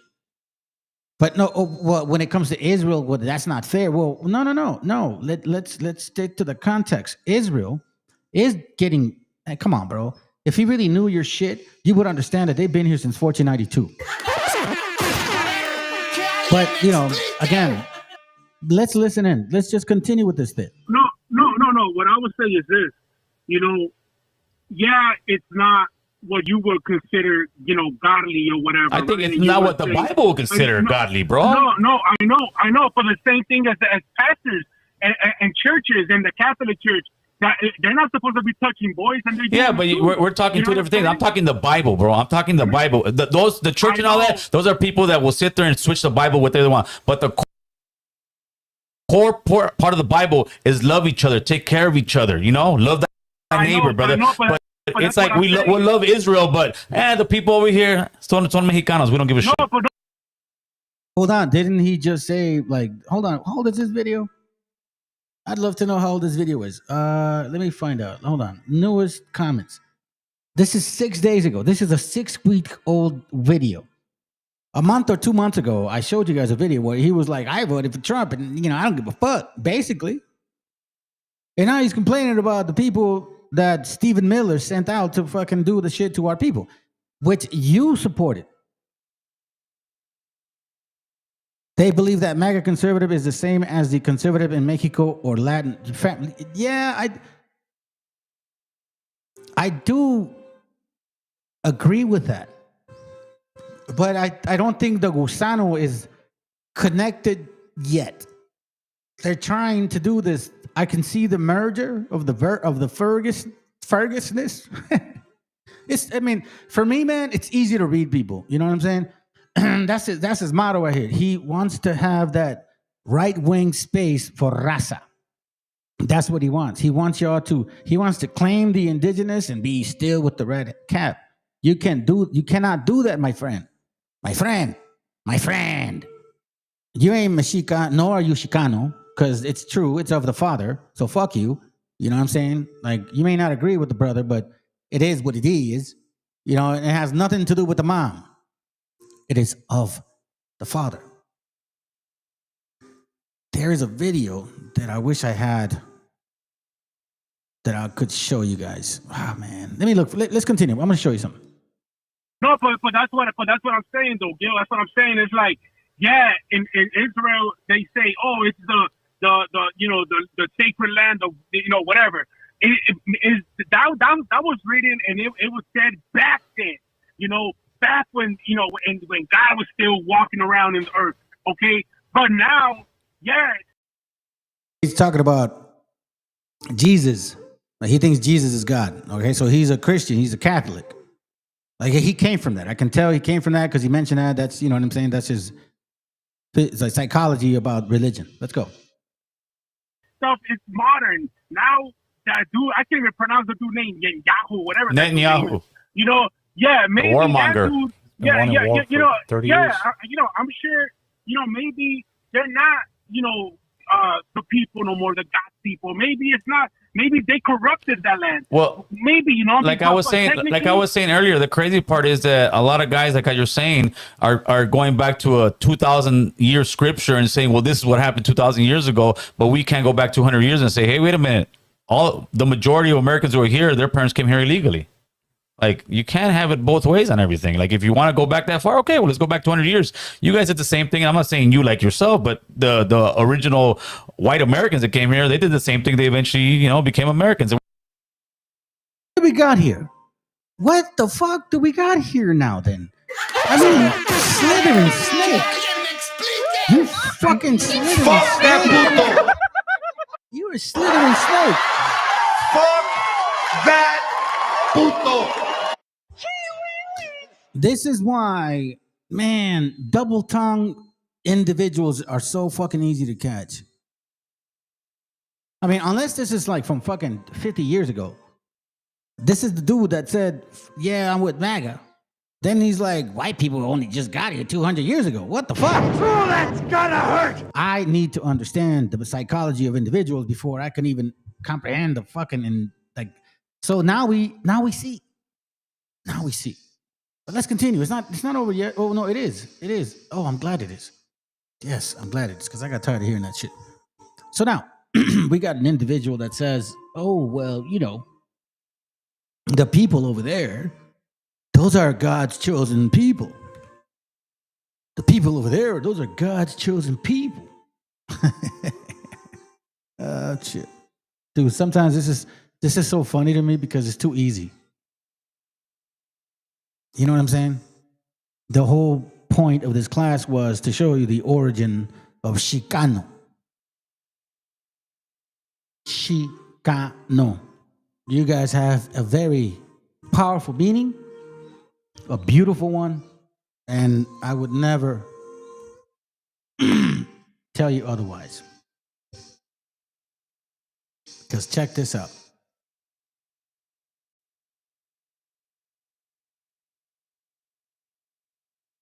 Padre de Palestina fue Ahora con mayor información, después de haber hablado ampliamente con el señor Arafat, apoyo el reconocimiento de los derechos nacionales de Palestina, la devolución de los territorios ilegalmente ocupados por Israel y el cumplimiento de las determinaciones de las Naciones Unidas. Y esto lo vamos a decir en Israel dentro de unas horas, y yo lo haré, desde luego, porque es una experiencia para Latinoamérica esta gira, para que cada país tenga mayor información y mayores elementos de juicio para adoptar una posición. Incluso comparó la situación palestina con la de México, al haber sufrido constantes intervenciones extranjeras y pérdidas territoriales. See what he said? You see how he related how they're doing that in Mexico and how they're doing that in Palestina, right? Okay, listen to this again. I showed you guys this message. It's important. Que es un criminal sionista, lo digo abiertamente, él apoyó a Trump y es íntimo de Netanyahu. Entonces, cuando llegó Netanyahu a Dallas, Texas, que había un grupo de judíos o israelíes, no sé cómo se diga ya eso, le decían, oye, ¿por qué persigues tanto a los palestinos? Y les dice, los palestinos son para nosotros los israelíes lo que los mexicanos son para ustedes en Estados Unidos. Entonces, yo veo la palestinización de los mexicanos en Estados Unidos. Con todos los componentes. ¿Cómo? Con todos los componentes, porque primero Estados Unidos le roba el territorio a México, después le termina de construir un muro, después los ataques xenófobos y racistas por un componente étnico y religioso también. ¿Qué falta? Bueno, falta el último capítulo. Vamos a empezar a ver, hay que tenerlo en el escenario, una gran discriminación sobre los mexicanos. Eso a mí me queda muy claro. Y Estados Unidos, porque aquí la pureza blanca del WASP, el racismo, supremacismo, es igual que la pureza inventada de los nuevos judíos del siglo XXI, que ni son semitas. Lo digo con responsabilidad. Hoy uno llega a Tel Aviv y el 25% habla ruso. Son de origen házaro. Los házaros, lo digo también con definiciones puntuales, son mongoles centroasiáticos. No son semitas. En Estados Unidos, que es un criminal. Okay, let me show you something real quick because I think I forgot to show you this. At least I didn't show this part. That name that we're trying to identify, not really identify. You know, we know what it means. We know who it belongs to. You can't claim this shit unless it's yours, unless it comes from your father, not your mama. Give a shit what you guys say. Check this out. So here we see the name Chicana, but then right next to it, we see the name Tijuas. And I see Tijuas is like in Baja California. Tijuas, Chicana. These names, these words have been around for quite some time, fam. They're not new to us. It's just a matter of you or somebody leading you at least to these words. Showing you at least where they are. Check this out.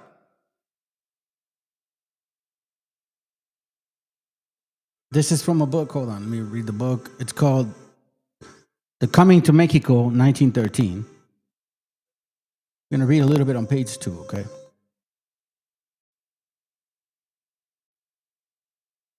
The name Mexico was given by the Spaniards to the whole region, occupied by numerous tribes. Remember tribes.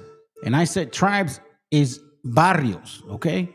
That's why you have barrios in our colonias. That's why you can't have wabos coming in this motherfucking place trying to claim that they're the people that were originally here if they have no fucking history of the diet, the language, the oppressive ways of how we were forced to communicate, the Ave Maria, Padre Nuestro, you know what I'm saying? Mandamientos, all of, you cannot claim to be Mexicas if none of this ever even processed through your mind. That's why you wobbles run from me, because I will destroy your shit. Sorry, family, I take this very personal. This is my heritage. That's why I tell you to, once you learn it, grab it, hold on to it. Don't ever let it fucking go, because it's gold. The name Mexico was given by the Spaniards to the whole region occupied by numerous tribes who called themselves collectively Mexica. You see that? Hold on. I'm gonna do it again. Hold on a second. Hold on. ¡Viva México, cabrones! There ain't no white name. Stop letting IUIC teach you some dumb shit. Don't let these BHIs fucking confuse you. Man, fuck 4Peep too. And his mama.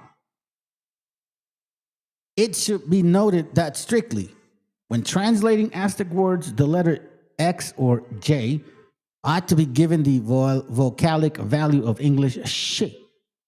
Therefore, Meshetli and Mexico would properly be pronounced Meshitli or Mexico. But they do not appear ever to have been so rendered by the Spaniards. See that? Mexicano. Mech. By the way, the brother, I don't know if he's here, VTC, he knows a little bit Nahuatl. And he says that mech is like an inclusion of a group, I think, or like more than one person. So Chicano or Chica would seem ideal. Chica, right? Chica, no. Mech, group, Chica, no. You know what I'm saying? Anyhow, but again, I'm just, doing my best to understand our history. Because again, you ain't no Chicano if don't come from your father, not your mama. It don't matter what your mama look like. It don't matter what race she is. If your dad is a she or Mexicano or Mexicano, then you are a Mexicano.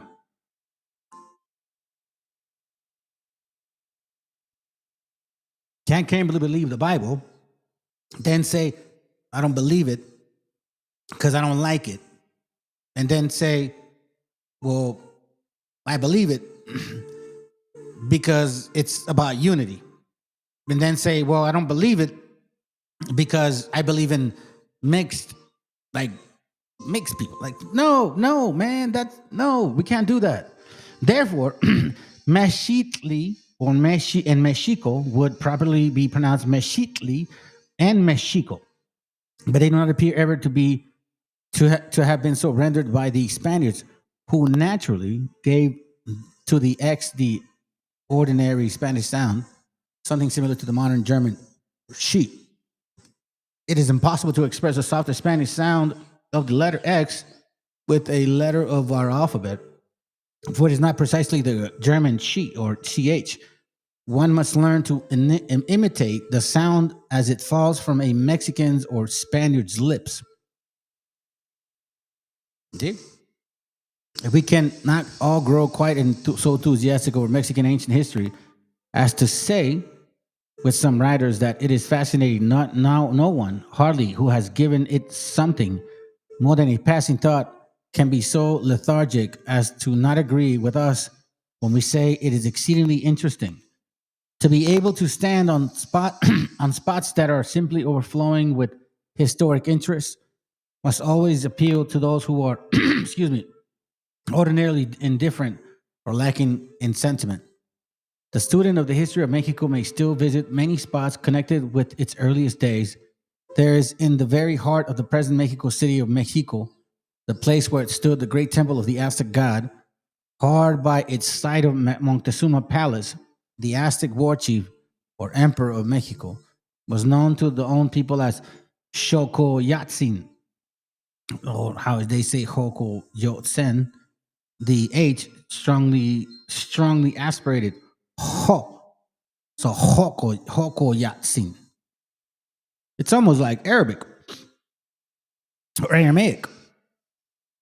And in and around the palace, many Spaniards were ruthlessly slaughtered by the incensed natives on La Noche Triste.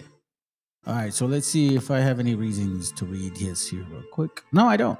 I don't have any reasons to read this no more. Why is this important? So check this out. Let's show you this. See if I have it. Legado. There it goes right here.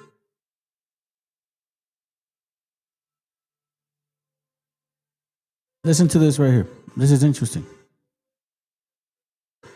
El legado tlaxcalteca en México y otros países. Pay attention to some of the stuff that is being said here. Jalisco. Barrio de Analco.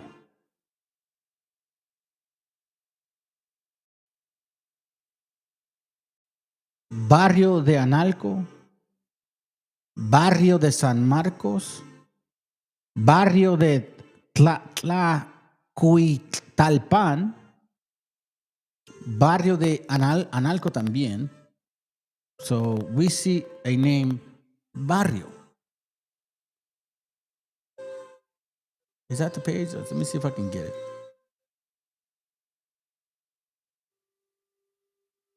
Hold on, family. Let me see life and labor. Maybe I missed something. There's something I want to show you.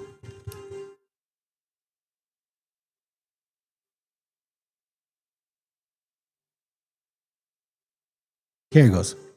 So this is from a book I have called Life and Labor in Ancient Mexico. Page 106. Okay? Remember the picture I just showed you earlier regarding how we would call certain areas barrios. Barrio de Analco in 1541. Okay? So that barrio concept was not from the Americas or North America or California or Texas. It's a fucking historical shit. So is that Chicano history. At least the name of it. There's a purpose behind why that shit came about anyways. And it's deeper than a lot of you guys even think about. When I started digging into this shit, I started finding some real interesting stuff. 1563, Durango, Barrio de Analco. They had a barrio, meaning a tribe. Barrio de San Marcos, 1604, Aguascalientes. That's where my family's from. Well, we're from Jalisco, but it's not that far. Barrio de Tlacuitalpan. The TL is so Tlacuitalpan.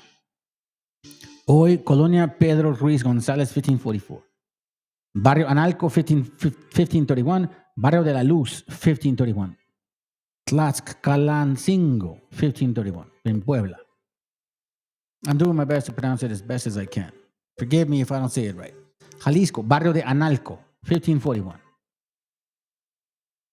So that name Barrio is not just by coincidence.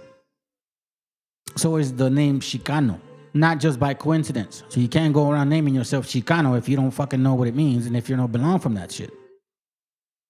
Thus, the Indians never gave these lands to a person who is not a member of the Calpulli or Barrio. Let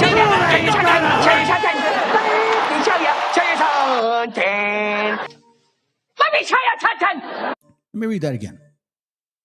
For you guys that didn't hear it in the back. Thus, the Indians never gave these lands to a person who is not a member of the Calpulli or Barrio tribe. Just as the Israelites were not permitted to alienate their tribal lands and possessions.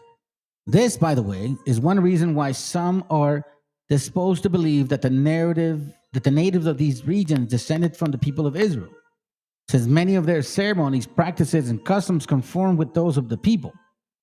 Thus, it is said that the lengua of Michoacán, which once was a great kingdom, Meshoacán, has many Hebrew words, and this and almost all other Indian languages resemble Hebrew in their pronunciation. Now, this is why I wanted to remind you what the fuck this means. You see, you can't just call yourself that if you're not that, because that name, that bloodline is beautiful and powerful. So let's clear that up first. Unless you're going to go weirdo on me. Thus, it is said that the language of Michoacán, which once was a great kingdom, has many Hebrew words, and this in almost all the other Indian languages resemble Hebrews in their pronunciations. Men who have traveled in the province of Peru and other parts of the Indies make the same point. Hold on. Did I close it? Oh, come on, man. What did I close it for?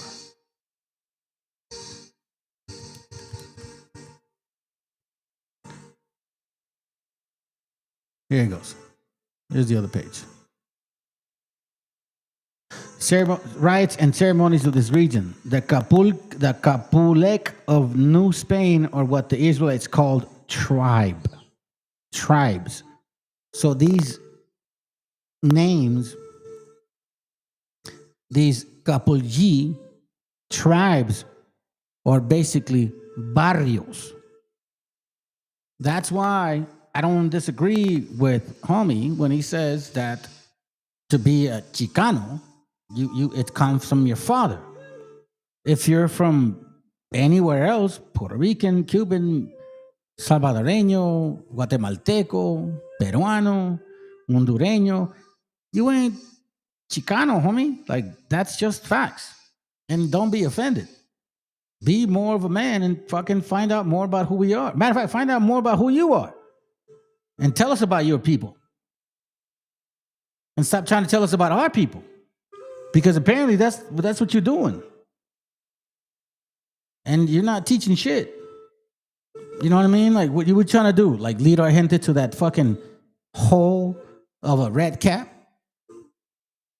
Is that what you guys are trying to do?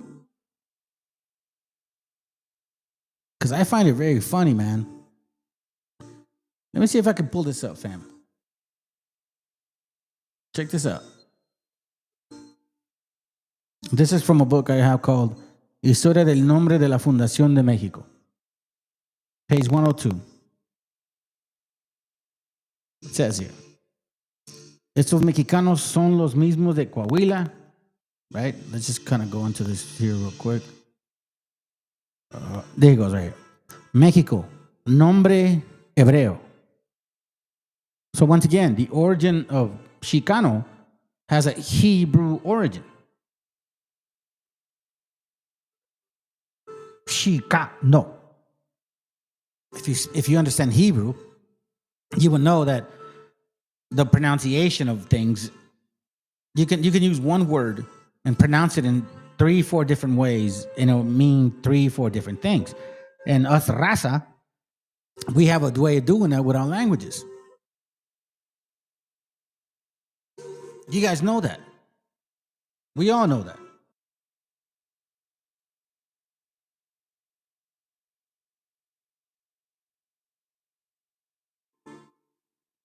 México, nombre hebreo. Entre las 70 versiones sobre el origen y significado de la palabra México, 11 las hacen derribar del jefe de la... Hold on. De la grinación, fundador de la capital azteca o un numen tribal. Dice Motolinia. Su principal dios o ídolo tiene 2 nombres. Conviene a saber Huitzilopochtli y el otro Mexitli. So, antes de evocar las interpretaciones, dice Meshi, Metzin, Mexitli, Mesitli, Mexitli, Mesitli, Mexitli, Meshitzin, I think Meshitzin and Meshitzin. Recordamos el pretendido origen bíblico judíaco del nombre y sobre todo de la isterbe. Escribe Fray Diego Durán. So here we see how they understand that this name is very significant. So Chicano comes from Mexicano. You cannot be a Chicano if you're not from Mexicano. And it's not from your mama. It's not from your mama. And you know what I'm saying? It's from your daddy. The one you fucking probably dislike. It's some sad shit. It's horrible. If you do not embrace the fact that your bloodline comes from your father, that means that you had a mom that raised your ass. And that she probably... Yeah, hold on, sis. A ver, que alguien me explique. If you cannot embrace the fact that your bloodline comes from your dad, that means you didn't have a dad growing up, or you're mad at your dad, or like you just suck. You know what I mean? Like, Why would you not want your dad to represent your ass? Come on, what the fuck? Come on, brother. What you want to do, bro? That's my dad, homie. My dad is the fucking smartest man. You know what I'm saying? Like, you want to think about your father like that. Why would you not? I mean, I think a lot of you men that have kids, would you like your kids to think of you otherwise? No. And by the way, I just want to say something. A lot of times, man, when you have your kids that don't like you and shit, a lot of it has to do with the woman. Because the woman has a lot of power in that decision. She can lure the kid to love you more or to love you less. So you can't totally base it on dad, bro. You know what I'm saying? Because the woman has a lot of influence. She's like always with that kid, and you know what I'm saying? She'll always side with that bullshit. Then for anybody to be judging like that, bro, that's pretty sad, because guess what? We all have our personal demons, but if you turn on your people, then you're a demon. You see, there's a difference between having a personal demon that you battle with, and there's another difference with you being a demon. You don't love our people. When you wear that red cap, you fucking hate our gente. You can never wear our indigenous bloodline. You can never call yourself anything related to our fucking people. Where are you going to go and hide? What fucking example are you going to teach me? Oh, you want to bring up the Bible? I'll smash your ass. You want to bring up history? You embarrassed yourself. Before you want to claim yourself to be this powerful name, you need to understand what it fucking means. Chicano means MESHICANO. MESHICA, meaning anointed.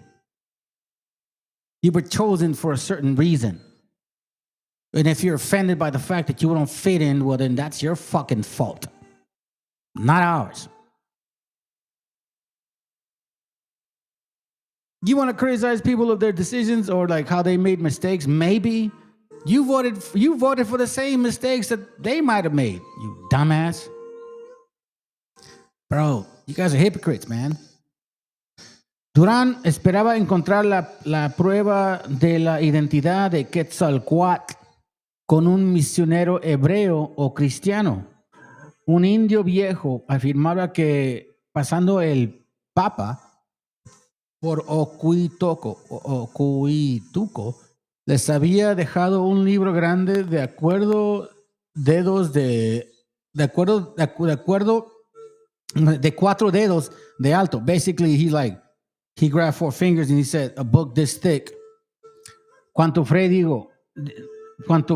Diego dice, movido con deseo de ver este libro, fui a Ocuito y rogué a los indios con toda la humildad del mundo. Me lo mostrasen. Basically, he's like, hey, can you show me the book? Me juraron que habría 6 años. Le quemaron, lo cual me dio pena porque quizás no diera satisfecho de nuestras dudas que podría ser el sagrado evangelio en lengua hebrea. So basically he's saying that, you know, they heard about a book about this man and that he said that it was burned.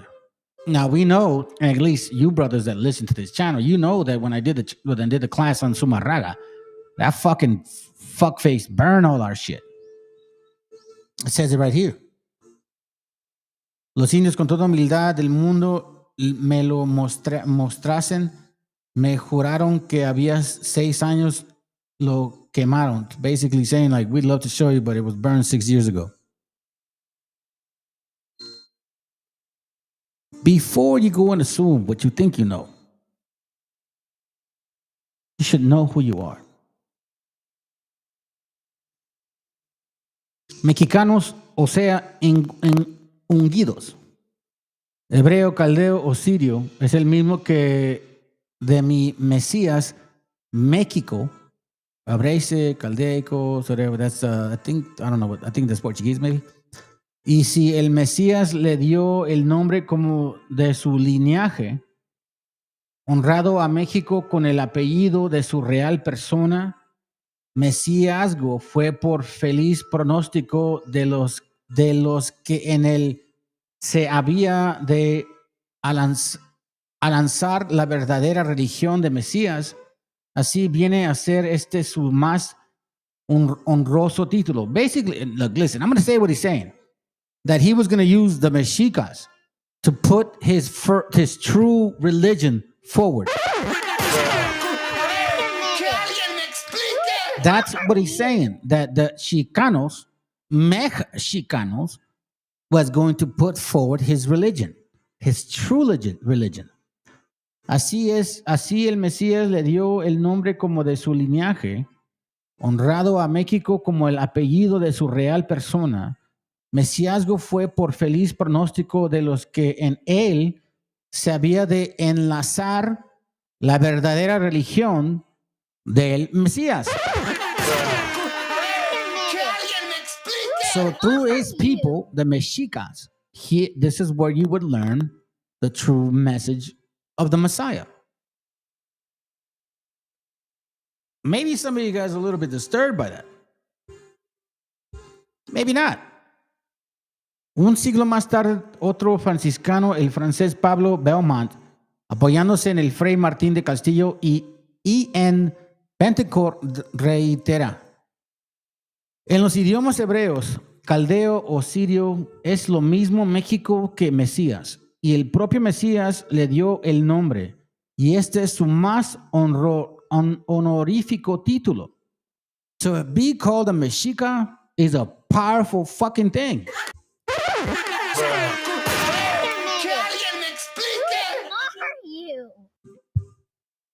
But that requires standards. And a lot of you fuckers don't even measure up to it. You don't. You don't measure up to it.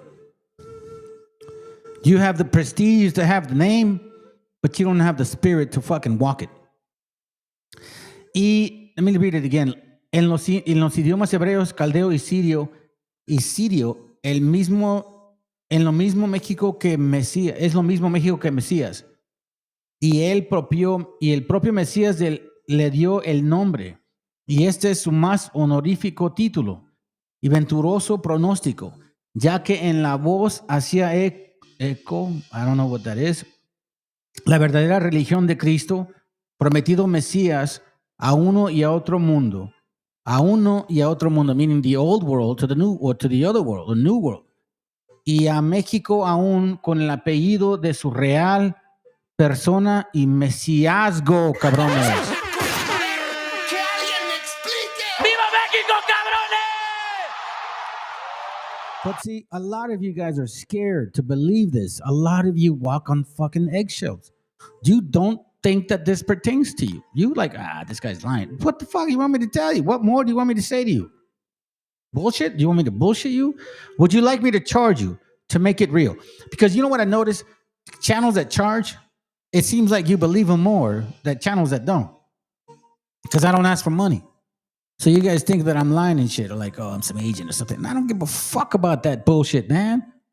The scriptures talked about that you feed yourself and you pass the word. That's what the Bible says. See, a lot of you guys want to say that you believe in the Bible and then you use it on your own benefit. Man, bullshit. Stop doing that. It doesn't work that way. It's pretty sad that you guys could even go there, bro. Let me show you something else.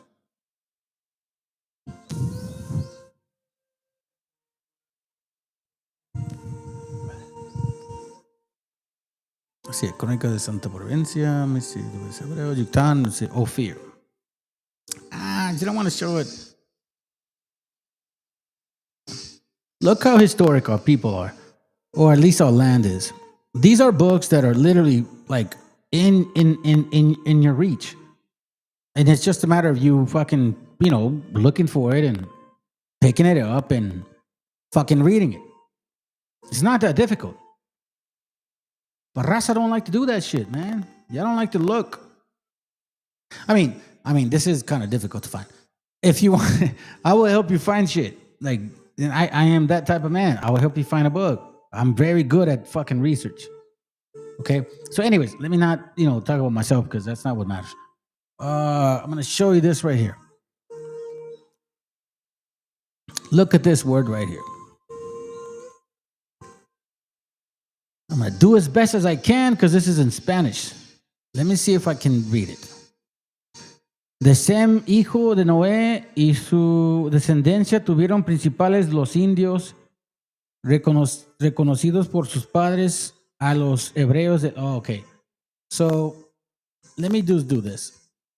Can I do that?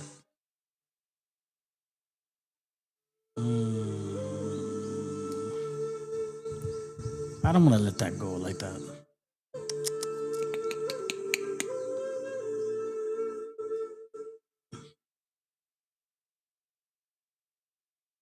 Give me a second. Let me show you this real quick. That's going to be very. I think I will actually like hiccup a lot on that shit. Okay, because I'm not that great. I mean, I will try. I'm gonna try, but I don't want to because you know what I'm saying. Like I want the message to come out. Let me try it. Let me see. Reconocimiento por sus padres y los hebreos del linaje del Phaleg y los gentiles de Jactán y su undécimo hijo Ophir, porque en la América septentrional goza el nombre de Ophir. So here it says that the land of America is called Ophir. Now, why is that important? Because in the Bible it talks about Solomon sending people to Ophir to get gold, to build. Do you understand what I mean? So that's why it's important to know that. Like, I didn't really want to read it to y'all because, man, I suck at reading. I'm like not really good right now, bro. I wish I could tell you that I'm fucking good, but I'm not. I'll read this as much as I can. It says, los mexicanos son originarios de los 10 tribus captivas de... No, sí. Los mexicanos son originarios de las 10 tribus captivas de Salmaneser, rey de los asirios, en el tiempo de Oseas, rey de Israel, por los años de 3316 de la creación, 184 antes de la venida de nuestro Salvador. So here you see that this book is basically saying, which these people wrote, is like, you guys are the Hebrews of the fucking Bible.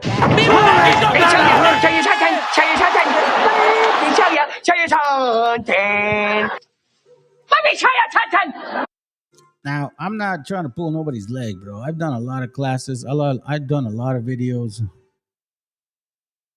And, but I mean, I just want you guys to pay attention to certain things that I've done. Check this out.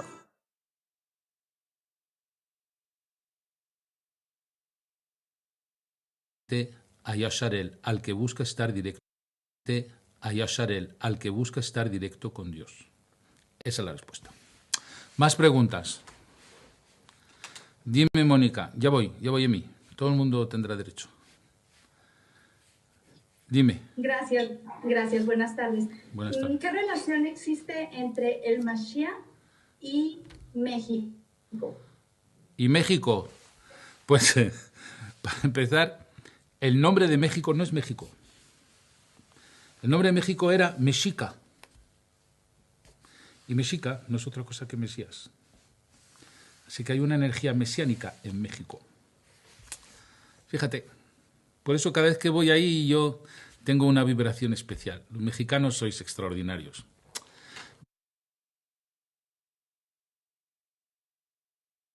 See, even they know it. Matter of fact, I have another video, and I think, man, let me see if I can find it. This is just so old. Hold on. It's an old video. There it goes. Yeah, there it goes right here. Check it out. Open it, dude.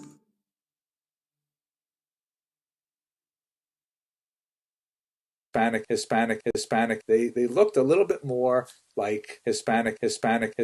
So here's an important question. And it is certainly important, once again, if you judge by my YouTube comments box, because everybody seems to want to argue what color Jews were originally. Let's try and figure out that question. What does the historical data suggest? We have no clear-cut answer from biblical texts or archaeological texts, but we do have some scientific data, and we do have some very suggestive data from both biblical texts and archaeological data.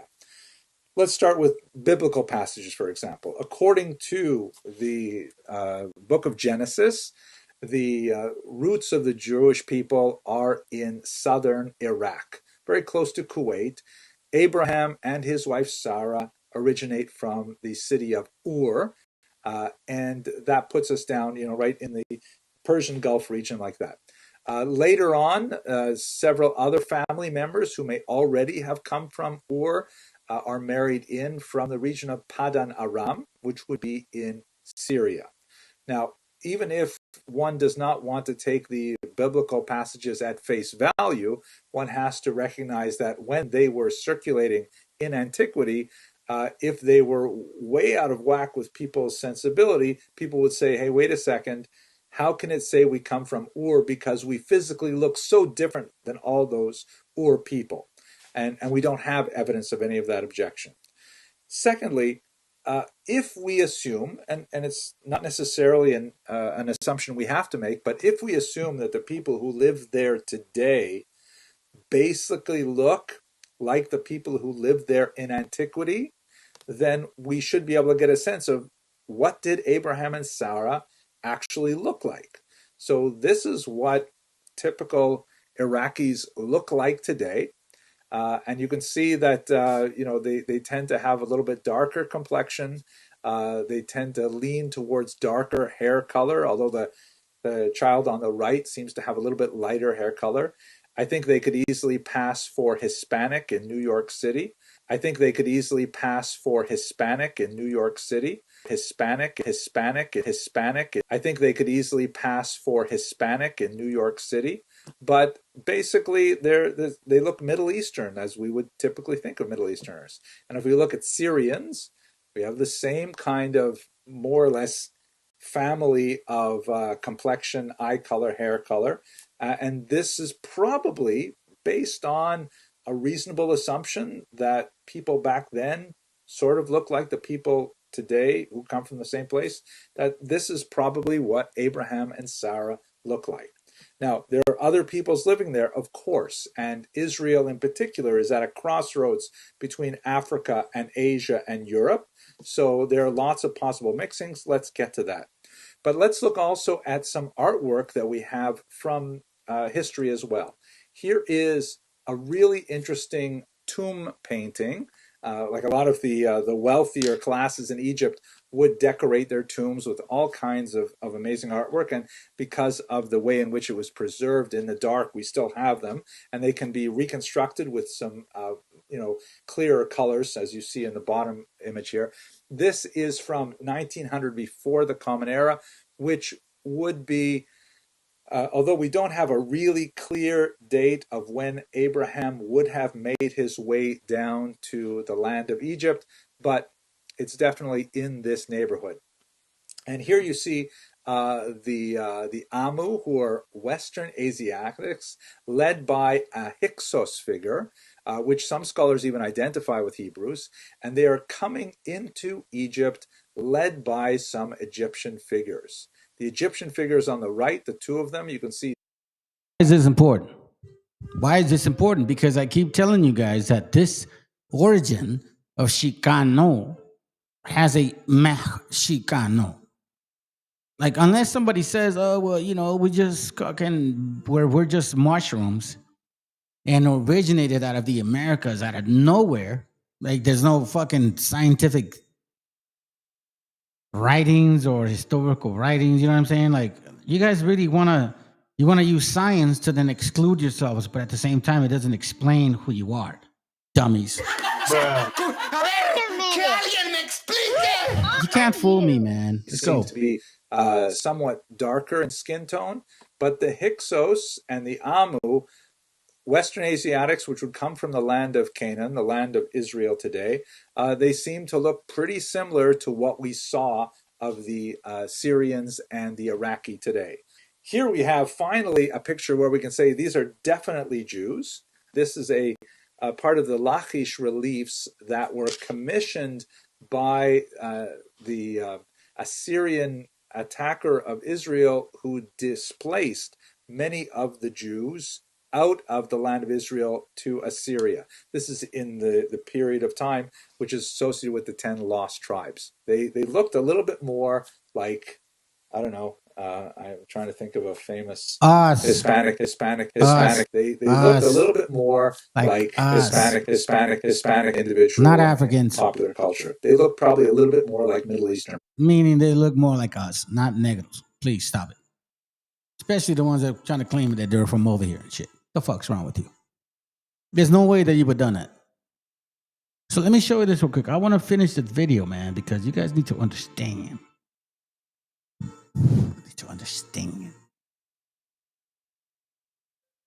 Check this out.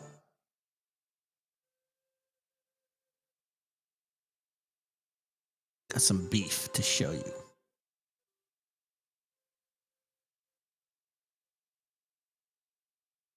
Got some beef to show you, bro. You voted for this, man? You happy about this and shit, and you still think that you're fucking raza? First of all, you gotta really do more than that shit. This is horrible, man. For anybody, this is for anyone that voted for this shit. You are horrible fucking people. Nobody likes you. You can't hide, and you're trying to like, oh, we're indigenous with a red cap. Get the fuck out of here.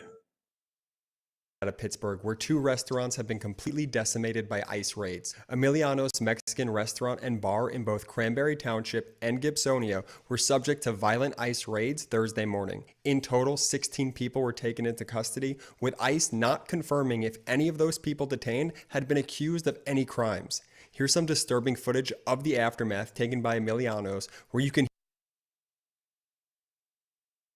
hear that the ICE agents had allegedly even set fire to parts of the restaurant. Yeah, we are still here, so. Yeah, look at this. Well, look at the inside of the office. Insurance is gonna love this. Yeah.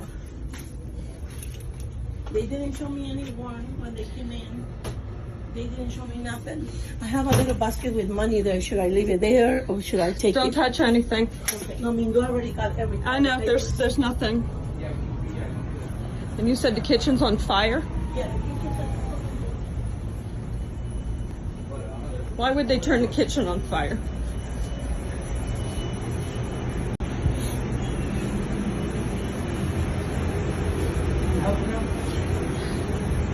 No, sir, you may not. Please.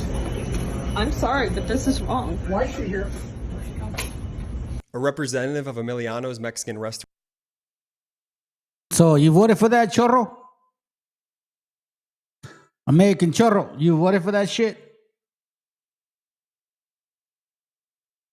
Do you understand what Juan Crow means? Fuckface? Do you guys even know what the fuck that means? Juan Crow is a political terminology that was coined by journalist Roberto Lobato. It first gained popularity when he used it in a article for The Nation magazine in 2008. Call it Juan Crow. But that's not the only time that this word was used. I have a book that actually talks about this. So Juan Crow was basically saying about the segregation. How it used every type of system to segregate us from favoritism. And I don't mean favoritism like we're supposed to get favored, meaning like we just were not part of it. The term Juan Crow has also been used to refer to historically instances of mob violence, as well as de facto discrimination that specifically targeted Mexicans and the people of Mexican descent. You see, before you want to claim yourself to be a Chicano, you have to be a Mexicano. You cannot be a Chicano or Chicano or Mexicano if you ain't a Chicano. And it comes from your father. It comes from your father. Religion says it. Our tribal history says it. Every fucking damn civilization has always based it on the father. You can't pick and choose some of your bullshit and all of a sudden want to use Christianity and then not use it. It's pretty stupid. It's some weak shit. I keep saying all these white people and fake Gaza sympathizers like calling out Israel, but turn around and do the same methods. Right. They're doing it here. It's like they have no right to even criticize them. Like, seriously, what leg do you have to stand on? Y'all doing it here. The term Jim Juan Crow also had been used to refer to historical instances of mob violence as well as de facto discrimination that specifically targeted Mexicans and people of Mexican descent. Which in the year 1848, by the way, this is what you have to know your history. You see, here's what I say to you people. If you want to represent raza, then you better be raza. If you want to represent your people, then you better represent your people. And what I noticed about certain people that want to represent raza, you don't represent your people at all. You don't know shit about your own people. What the fuck are you talking about us? Shut the fuck up and sit back, bro. Seriously, you're not Chicano, homie. You don't even know about your own gente, and that's sad. I probably know more about your own people than you know about your own. Because this is what we do. Mexicanos.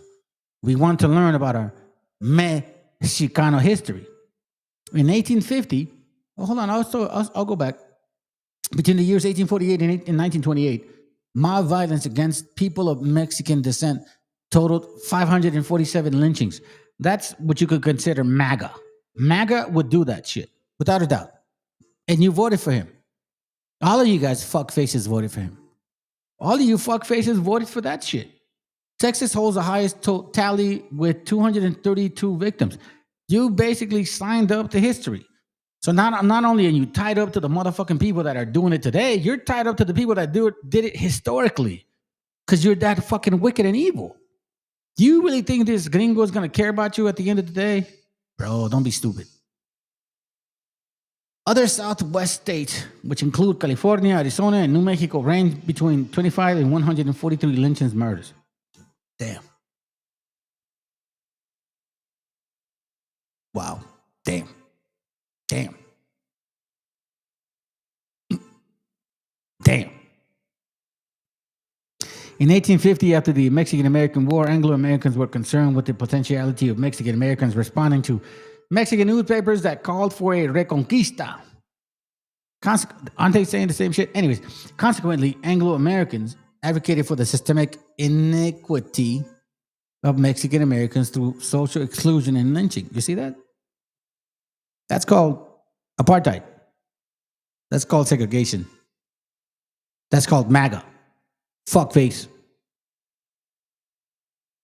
American, you're a chorro, bro. You don't represent none of our people. Ever. Mexican Americans were often victims of lynching by Anglo-American society. Are we not seeing the Anglo-Americans like fucking literally taking our people to that moment? Alcatraz, alligator Alcatraz, is that any different? Are you enjoying that shit, American chorro? Matter of fact, you know what, man? I'm going to show that video. Fuck it, man. I'm going to show that video. Because it pissed me off, bro. You're such a fucking fake ass, man. You're a fake ass, bro. Because you want to know something? Listen to this shit right here. Okay. But at the same time, I can't say. Not that one. Nope, not that one. I got another one on you. Got another one on you, you fucking dude. I don't like fake ass people, gente. I don't like them.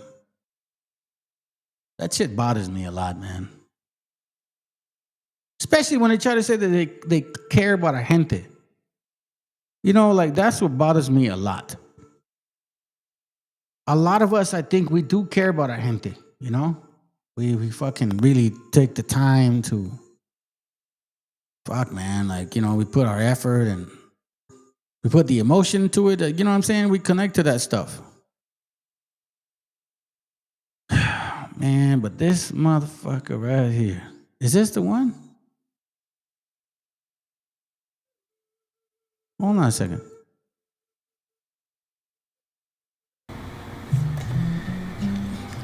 Oh, no. Hi. I got that saved.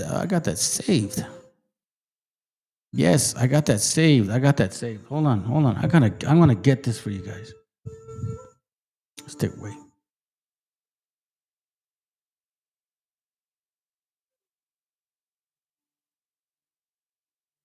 Is this it? I don't think this is it. This girl is 17 years old selling fruits all by All right, well, listen. Okay, so first of all, let me just show this real quick because I did forget about that. So my bad. In this channel, man, I always show love to my gente. You know what I'm saying? And right now, I am looking for a video that I wish I would have showed you guys earlier that I got mad about. And, you know, maybe I'm not going to be able to show it. But I'm going to show you some other stuff. Okay? So sorry that I'm going to be maybe swerving the other way. But if I find that fucking video, I'm going to show you, bro. Because that shit bothers me. Because this is about my gente, my people, my fucking love. You know what I mean? Like, we all do this, man.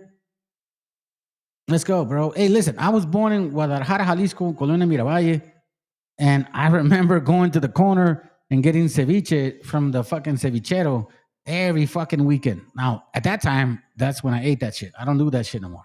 Anyways, let's go. herself, and then this happened. Can I buy 1,000 mango cups? I can give you everything this. How much is one? $5, depending on which one. What's your name? Elsie. I'm NK. Nice to meet you. You got a beautiful smile. Oh, thank you so much. Why do you work so hard? I am from Guatemala. I have my mom and my sister in my country, so I need to work and go to the university and send money to my mom. She's my aunt. Hi, how are you? About the ICE and immigration, like some people don't buy because they get scared. One last question. Yeah, sure. Can I buy all of them? Oh, you made me cry. Yeah, you made me cry. Yeah, you made me cry. Oh, you're amazing. Dice que le va a comprar todo. No. Yeah. He's my brother. Okay. Twins. Well, I got $500 here for you today. Thank you. Thank you. It's hard. I miss a lot of my mom and my sister. I work every day. Thank you so much. This girl is 17 years old selling fruits all by herself, and then this happened. Don't feel sorry for that shit. You know, like what I'd like to fucking at least have us understand is the fact that how the fuck do we even let it get to this point? Everybody wants to talk about they love gente and shit. They love gente, but when it comes to like showing gente love, like, no, we just don't support you. How is it so? Come on, man.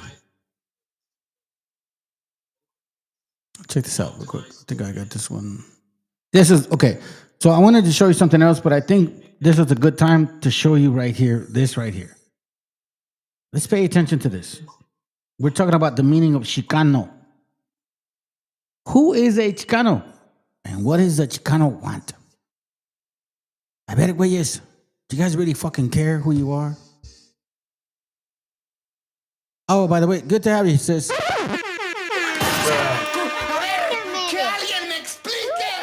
Getting ready for work now. Have a good weekend. Hey, she's up in, I think you're up in Europe or some shit over there, right? If I didn't say what's up to you, bro, dispense out. You too, my brother. And I know I didn't say what's up to my sister right here. Hold on a second. Because I know you appreciate that shit. Let's go. Welcome to this brief lecture introducing Chicano history by answering the question, what is a Chicano? As you can see, we'll use Ruben Salazar's 1970 LA Times column, Who is a Chicano and what is it that Chicanos want? And very quickly, Ruben Salazar was one of the most prominent Chicano voices in the community. Ruben Salazar was a U.S. Army veteran. He went to college and graduated on the GI Bill. He became an LA Times reporter and KMEX news director. You might know it as Univision 34, Channel 34. Also remember, this is a time of blood and social and economic racism.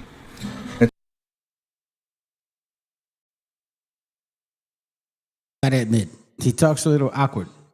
But family, let's listen to this. Let's listen to this, man. This is important. Who is a Chicano and what does the Chicano want? Let me show you this real quick, just so you can get a little glimpse. Because being a Mexicano is important.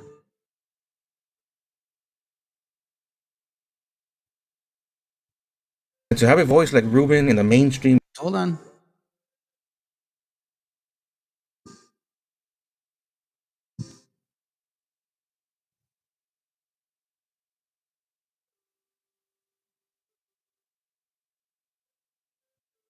Let me go do this. Let me do it like this. Here it goes. Let me show you something. You see that right there? Meh. Okay, so we're going to look at the meaning of MESHIACHA. This is from a book called The Words of Jesus in the original Aramaic. It says, as the Holy Spirit restores the church, I believe we will see a return to the church to its Aramaic heritage. In this holy language, we will maintain as a spoken tongue. The words of Jesus in the original Aramaic, it is detailed biblically and historically account of the original message preached by Yeshu MESHIACHA. Oh, shit.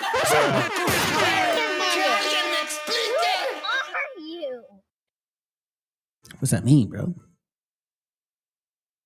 Wait, hold on, man. Go back. What's wrong with you? Here, I'll do it again. Apparently, once you choose it. So we see that Yeshu MESHIACHA on page 135, the word inspired means to breathe into. The word inspires means to breathe into. Jesus was inspired, of course, by the Holy Spirit. In Aramaic, Christ is MESHIACHA. Now, to breathe into, that is in Genesis 2:7. Right there. And the Lord God formed man of the dust of the ground and breathed into his nostrils the breath of life. Now, this right here, it is the commandments. It's not some other weird shit. Because Adam taught his kids how to keep the commandments. That's something that Christianity doesn't teach you. Again, I'm not trying to go into that right now, but you are literally looking at your name. It is a powerful name. On page 212. Oh, let me go back. We lost it. No, hold on. Oh, okay, I got it. It says here. Let me go back to this. Okay, so we see it, Yeshu MESHIACHA, as Jesus is known in his own Aramaic language. So this man named his people, like we read other books, with the authority to interpret his word as MESHIACHAs, MESHIACHA, anointed. So while you guys are having a hard time trying to deal with you and shit, like, yeah, that actually does happen. But that's when you start having to examine yourself. It almost seems like, okay, let's say it like this. A computer, when it wants to cleanse itself, it does what they call a defragmentation. It gets rid of hollow spaces in the memory of the computer, so then it could function properly. So if you consider that thought process, I mean, for lack of better words, when you examine yourself, you are getting rid of those huecos that get in your way of cleansing and being a better person. Because the Mashiach, or at least the understanding that was given to us by our Creator, has given us that power to know how to do that. Every single one of us has done that. We just pretend like we don't know it. Self-examination is not difficult for the MESHIACHA at all. I guarantee you that shit right now. You guys self-examine all the time. You just don't know that you do it. It says here, the word inspired means to breathe into. That's right there. Genesis 2:7. You see? The word inspire means to breathe into. Mashiach, or Jesus, was inspired, of course, by the Holy Spirit. In Aramaic, Christ is MESHIACHA, which means anointed.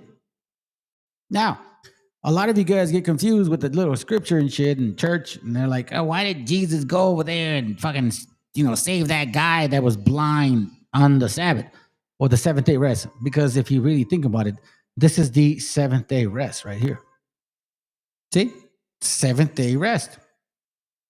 And even in that seventh day rest, he still gave life to somebody, meaning he worked. He worked. He worked. This is work right here. He didn't rest. He still worked. He blew breath in the nostrils of a man. So-called.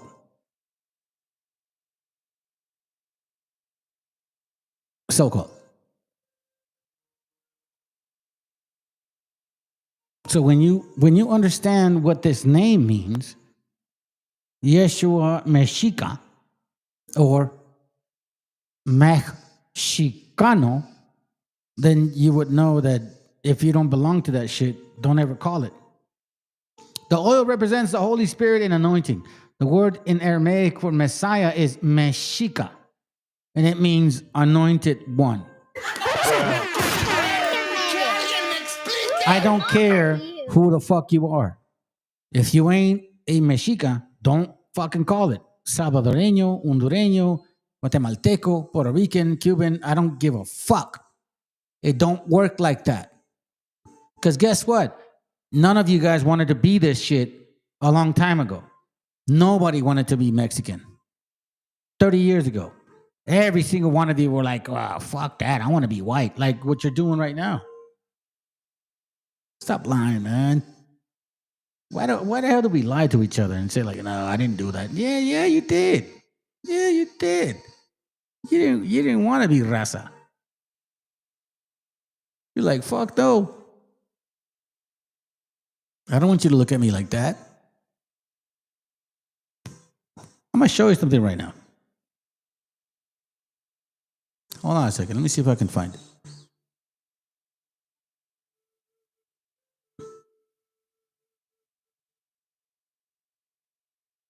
Let me see real quick. I'm going to turn this off. Right here too. This one.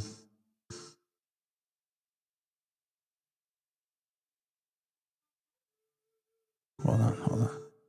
I want two screens on so we can show you this stuff right here.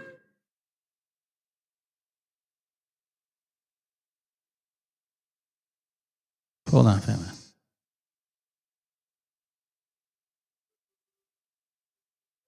Matter of fact, I'm going to show you this real quick, and we move on to the next video. All right, so you can see what I'm talking about. Let's do this real quick.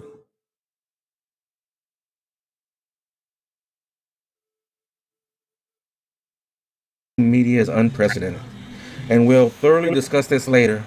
But Reuben attended the 1970 Chicano moratorium and was killed by an LA County sheriff.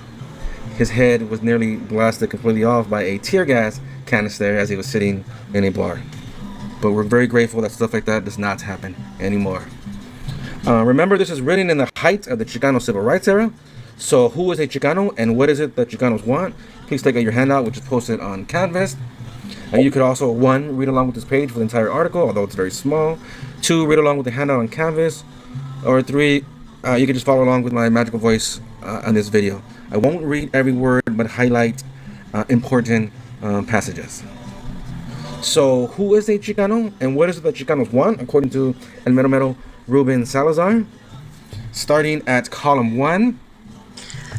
A Chicano is a Mexican American with a non-Anglo image of himself. He resents being told Columbus discovered America when the Chicanos' ancestors, the Mayan and the Aztecs, founded highly sophisticated civilizations centuries before Spain financed the Italian explorers' trip to the New World. I'll skip a paragraph. Chicanos will tell you that their culture predates that of the Pilgrims and that Spanish was spoken in America before English, and so the problem is not theirs, but the Anglos who don't speak Spanish. Top of column 2. They will complain that when the governor dresses up as a Spanish nobleman for the Santa Barbara fiesta, he's insulting Mexicans because the Spanish conquered and exploited the Mexicans. It's as if the governor dressed like an English redcoat for a 4th of July parade. Chicanos say, small skip, Chicano is an insulting term and may even quote the Spanish Academy to prove that Chicano derives from chicanery. A Chicano will scoff at this and say that such Mexican Americans have been brainwashed by Anglos and that they're tío tacos, Uncle Toms. This type of Mexican Americans, Chicanos will argue, don't like the word Chicano because it's abrasive to their Anglo-oriented minds. What then is a Chicano? Chicanos say that if you have to ask, you'll never understand, much less become a Chicano. Actually, the word Chicano is as difficult to define as soul. Top of column 3. For those who like simplistic answers, and actually this is kind of important, so pay attention. Chicano can be defined as short for Mexicano. For those who prefer complicated answers, it has been suggested that Chicano may have come from the word Chihuahua, the name of a Mexican state bordering on the United States. Getting trickier, this version then contends that Mexicans who migrated to Texas called themselves Chicanos because having crossed into the United States from Chihuahua, they adopted the first three letters of that state, Chi, and added Cano for the later part of Texano. Skipping a paragraph, Mexican American. You see how it's important to like know your history when other people tell you that bullshit. And I understand that that's what they learn, that's what they reach for. But that's not even true. Let's let it play, and then I got something else. Americans, the second largest minority in the country, and top of column 4, the largest in the Southwest states, have always had difficulty making up their minds what to call themselves. In New Mexico, they call themselves Spanish Americans. In other parts of the Southwest, they call themselves Americans of Mexican descent, people with the Spanish surnames, or Hispanos.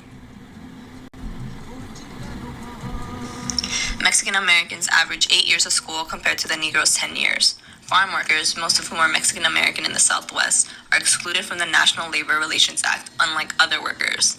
Also, Mexican Americans often have to compete for low-paying jobs with their Mexican brothers from across the border who are willing to work for even less. Mexican Americans have to live with the stinging fact that the word Mexican is a synonym for inferior in many parts of the Southwest.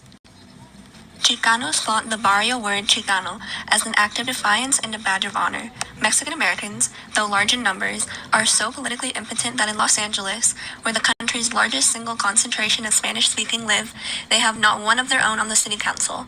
This in a city politically sophisticated enough to have 3 Negro councilmen. Chicanos, then, are merely fighting to become Americans. Yes, but with a Chicano outlook. Well said. So, what is a Chicana? What is a Chicano? It takes some time. Think about it. By the way, a Chicana is a female label, and the Chicano is the male. And while it's common that the male is placed in front of the female, not in this case. In fact, Chicano studies department are one of the few departments on college campuses that puts the female first and the male last. You know why that says that? You know why that said that? I showed you guys. I fucking showed you guys. I fucking showed you, bro. Fucking showed you, bro. Jeez, vatos, wait. I just forgot already. Let me see if I can get it.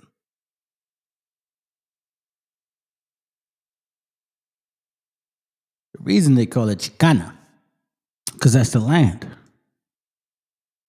The land is always a female.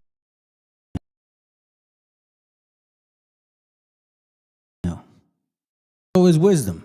And that's always the way it's been in our. Funny that it even says that in the Bible. But if you don't know about that, then you just, because you don't know. Look this out.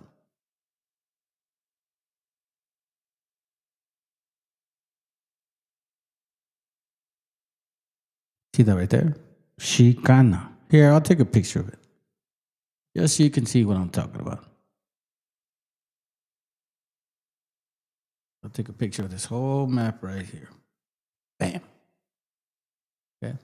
Now I'm going to magnify it for you. So you can see what I'm saying.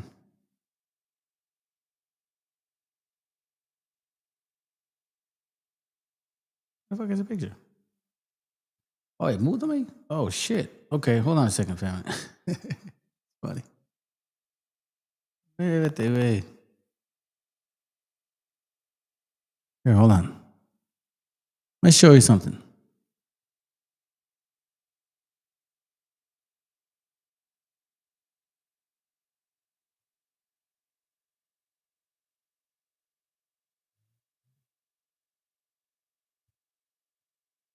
See that right there? Chicana. Are you? And if you actually look a little further in here, that's called Tijuas. Here, I'll show you. See, this is why in this channel, man, I show my gente real fucking shit. I don't hide nothing for nobody. I tell my people their history, their heritage, who they are. And if you don't believe that, that's not my fault. that's your fault. So here we see, how is it possible that we find out in a book in a map from 1547, I believe, we see Chicana, like it says it was initially a female name, and then Tijuas. Hold on, let me go back. Tijuas right there, look at that. Tijuas, Chicana, right there in the coast of Baja California.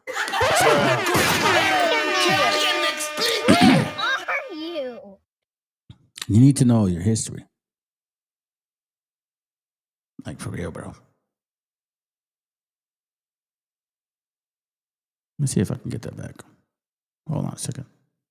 Let's go. As a true social justice paradigm. So what is a Chicano? Let's look at one more source.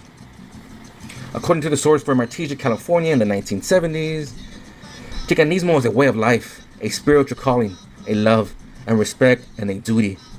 Woof! I couldn't have said that better myself. Duty. What does that mean in the 1970s? A duty to who? To social justice and a stronger and better community. The interesting part is that they don't stop being mexicas, though. That's the key. You know what I'm saying? It's just, right now we're trying to define exactly what the Chicano means. Can't just try to sign up to it and shit. Can't do that. Especially when you wear that red cap. Not all those who are brown are Chicanos. Brown is a color. A color cannot love, nor can it know of respect. Only a warm human being can love and respect. To be Chicano means to have learned of respect and to have been moved by social injustices to the point where the person sees it as his or her duty to fight wrongs wherever they have been found. He's talking about there is, I guess you could say, what I've been doing, you know, the best that I can, trying to push this channel to teach the knowledge. Some of you guys may say, well, what did you do? Like, well, you know what, man? I didn't ask for nobody for money, man. And I paid for this microphone. I paid for the sound. I paid for the channel to be live. I basically paid out of my money, my pocket, my expense to show and share this shit. Everything that I've shared has been at my expense, not anybody else's. So when you talk about what have you done, I think I've done some shit because, you know what I'm saying? I put my money where my mouth is. If you guys understand and see what I got, you would know exactly what I mean. So as far as I know, you know, and if I'm lying, well, let the Most High fucking strike me to hell. You know what I'm saying? Nor can it know of respect. Only a warm human being can love and respect. To be Chicano means to have learned of respect and to have been moved by social injustices to the point where the person sees it as his or her duty to fight wrongs wherever they have been found. A Chicano acts. Yesterday, our grandfathers lived with fears and injustice, but today we resist and fight for all that is right and just. So, in the height of the civil rights movement, to be Chicano means to be active and politically aware. It means to do something. So what is a Chicana or Chicano? Well, there's many parts to this answer, but let's start here and feel free to add any elements you like. Keep in mind, this is really focused in the civil rights era. This is the time period that we're talking about. But either way, 1, a Chicano lives in the U.S., is a citizen, resident, for example. 2, but with Mexican heritage and Mexican culture. We're not talking about the experience of Americans in Mexico. This is about U.S. citizens or residents who happen to be of Mexican descent. The Chicano experience in the United States. Be sure, this course, this Chicano history course, this Chicana history course is a U.S. history course. This isn't a Mexican history course.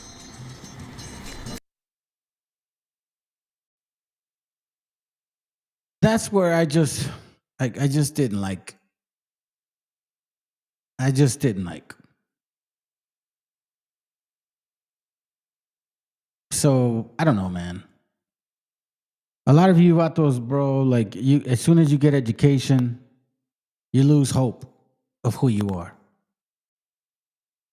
You forget about what you are.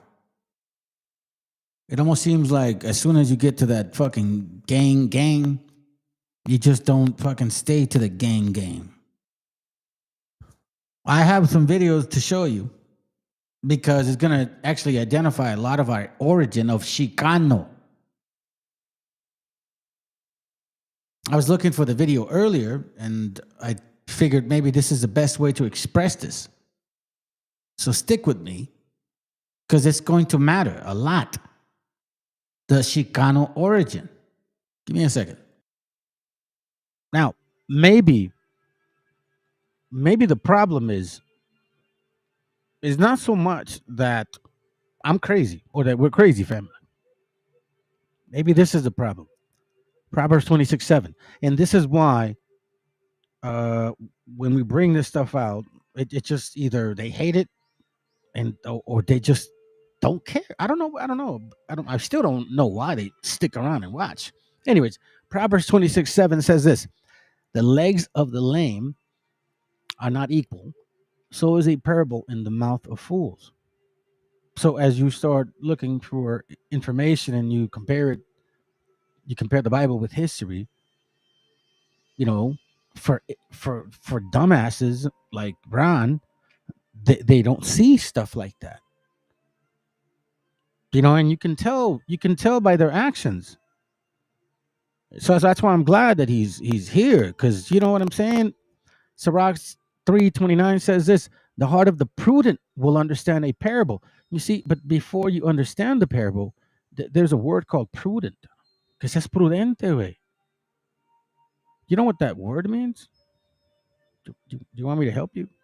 Matter of fact, since we're on the topic, let's get it. Because we're going to look at that book too. Prudent means acting with or showing care, thought for future. So you see what I'm saying? That what that's actually talking about is being thoughtful before you fucking say some shit, Ron. You may be right, Ron, but you see what I'm saying? You look stupid. And that's the sad part. And the reason why I say you may be right is because nobody can prove anything in this world, man. To be honest with you, bro, you guys can't prove that we're monkeys, nor that we came out of fish, nor that that the natives just kind of like sprung from the Americas, whatever it is that you believe in. That's why it says the heart of the prudent will understand a parable, and an attentive ear is the desire of a wise man. So you have to be mindful with the stuff that is going on, at least what's happening. You gotta like absorb that shit, man. You gotta chew on some of that. Whether it be true or not, you still got to make sure that you pay attention. You can't just say that is a lie. You can't just say that. You haven't even explored it. Proverbs 14:8 exactly says what kind of person you can be, which is, again, case in point, man. You are proving the class. Proverbs 14:8 says the wisdom of the prudent is to understand his way. You see, you don't just go and blah like you did, but the folly of a fool is deceit. So guess what, man? I mean, people tend to lie to themselves, man.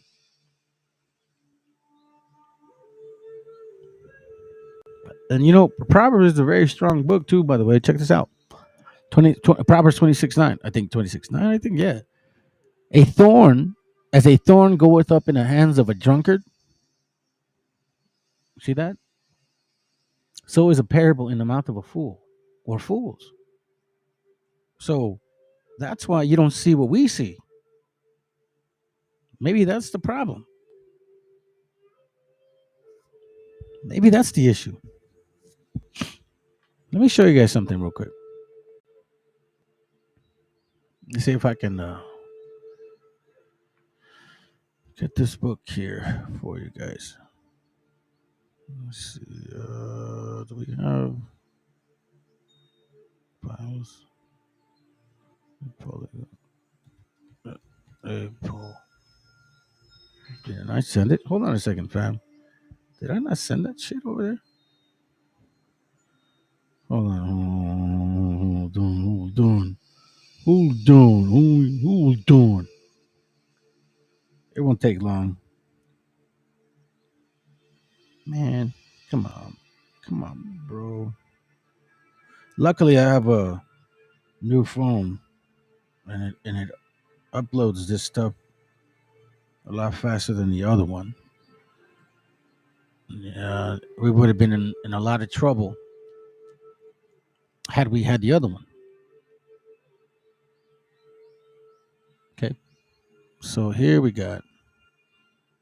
Let me show you something real quick, guys. Just hold on. No. My bad, man. My bad, family. Let me just open it up real quick. Let me get the pages. 212. Okay, cool. Sounds good. All right. So we're gonna go and check this out real quick. I'm gonna go step by step. No big deal. You know,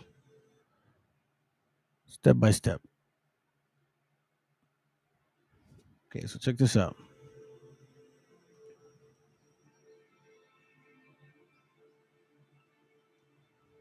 Let's see if I can get it here real quick. Check this out.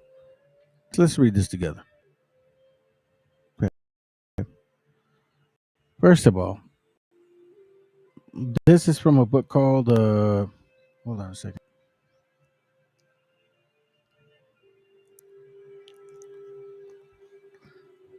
A polyglot grammar of the Hebrew, Chaldee, Syriac, Greek, Latin, English, French, Italian, Spanish, and German languages reduced to one common rule of syntax and an uniform mode of disclination and conjugation. Okay, by Samuel Barnard, 1825. Let's see what it says real quick. I'm gonna look at a few things. For the sake of time, I'm not gonna look up the writers, but I would suggest for you guys to do it. I always tell brothers here and sisters, confirm what I show. Now, this is on page of this book. Okay, 202 on the actual page, but on the PDF download, it's 212. Okay, so follow me here. The Indian language and dialects appear to have a very form and genius of the Hebrew. Their words and sentences are expressive, concise, emphatical, sonorous, and bold, and often, both in letters and signification, synonymous with the Hebrew language. It is a common and old remark that there is no language in which some Hebrew words are not to be found. Probably Hebrew was the first and only language to the distance of time and place introduced a change and soon followed a mixture of others. The accidental position of the characters might also coincide with some Hebrew words in various dialects without the least intention. As the true pronunciation of Hebrew characters is lost in considerable degree, it is too difficult a task for a skillful Hebraist to ascertain a satisfactory identity of language between the Jews and American Aborigines, fair and square, much more so to an Indian trader who professes but a small acquaintance with the Hebrew and that acquired by his own application. And that acquired by his own application. So here he's talking about James Adair, I believe. Okay. So it's important to read the whole paragraph because you don't want to leave the shit out in case somebody just all of a sudden shows it to you and you didn't realize that, oh my God, I didn't really said that. Yeah, you have to read the stuff. That's his opinion. Okay. But now let's continue with something else. I got something else for you guys. Let's see. Here we go, right here. I believe I have this link. I should have this link. Let's move on to this book here. Okay. And first of all, for you brothers that are, especially a brother that was bringing this stuff out a while ago, thank you so much, man, for providing this for us. You know what I'm saying? A lot of prayers go out for you, bro. Hopefully you can go back to what you do best. Okay. Anyhow, so let's continue. The book is called Crónica de la Santa Provincia de San Diego. Okay. Now, this is an interesting book here. Check this out. I'm going to show this to you guys. I don't know why it's not pulling it up the way I set it up for, but whatever. We'll deal with it. Okay, here we go. 498, right? Yep. Let's go to page. Hold on a second. Because you guys can see first of all what it says. Okay. Hold on a second here, real quick. Crónica de la Santa Provincia de San Diego, de México, religiosos descalcos de whatever. As you can see, el año 1682. 1682. Okay, vamos a, let's go ahead and see over here. 498. Should be right here. Okay. Keep in mind that these are writings from people that were trying to consider who the indigenous people were here or are here. So this is on page 223 in the book, 497 or 98 on the PDF. Let me see if I could read this. I thought it could be better, but man. Dice aquí, expositores discurso los fundamentos de esta sentencia que en conclusión dice a de Sem, hijos de Noé y su descendencia tuvieron principios. Oh, hold on. It says here, y expositores discurran los fundamentos de estas sentencia que en conclusión dice así de Shem, hijos de Noé, y su descendencia tuvieron principio los indios. So it's saying here that the indigenous people come from the lineage of Shem that leads to Noah. Well, we know that Noah has 3 kids, Shem, Japheth,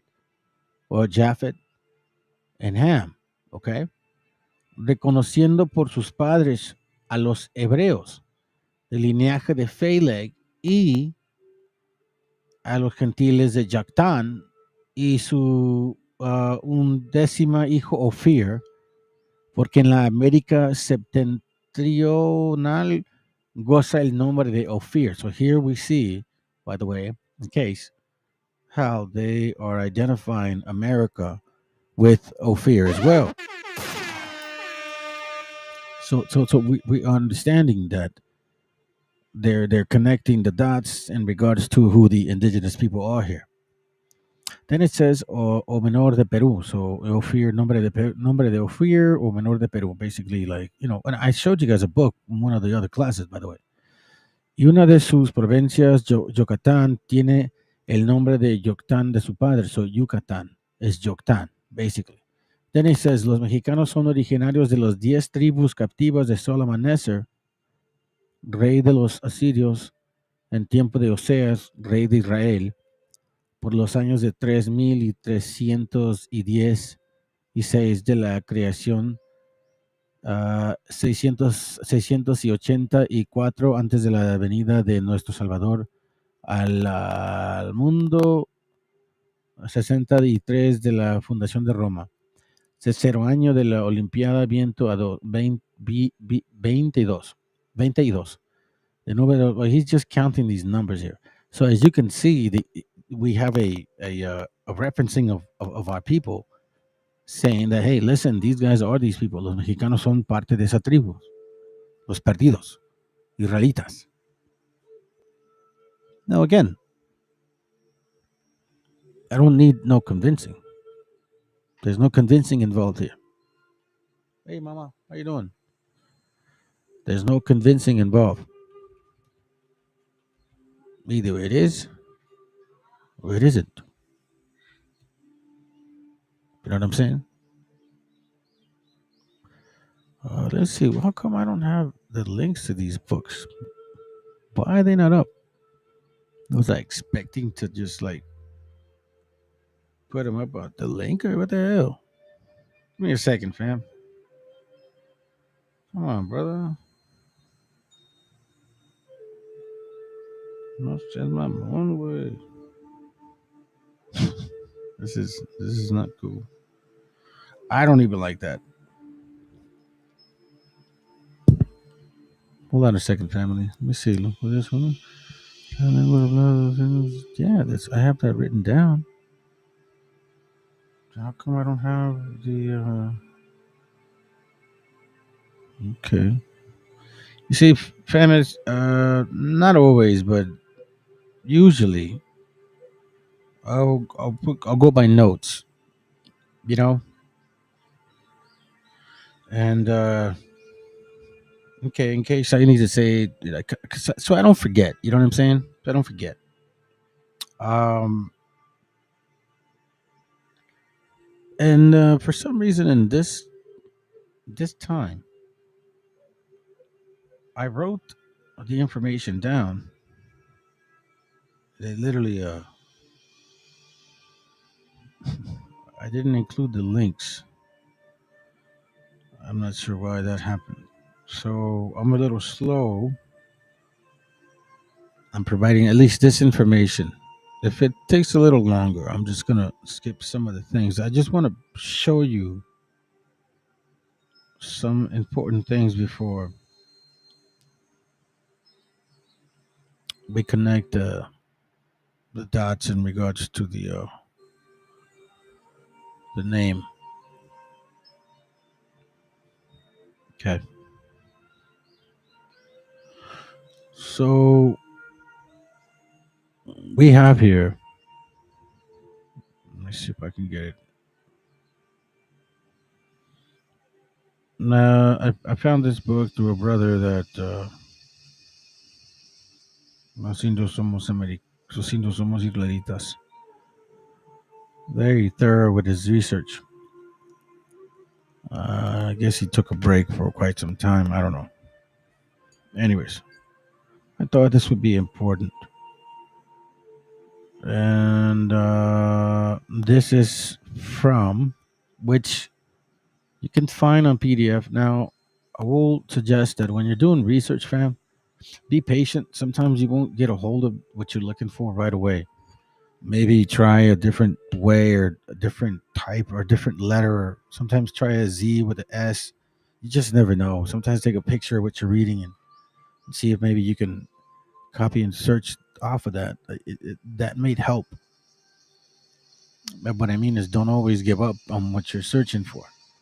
Anyways, this is Noticias Americanas, entretenimientos físicos históricos sobre la América meridionas y la septentrional oriental, comparación general, You guys can see it, 1792. Okay, 1792.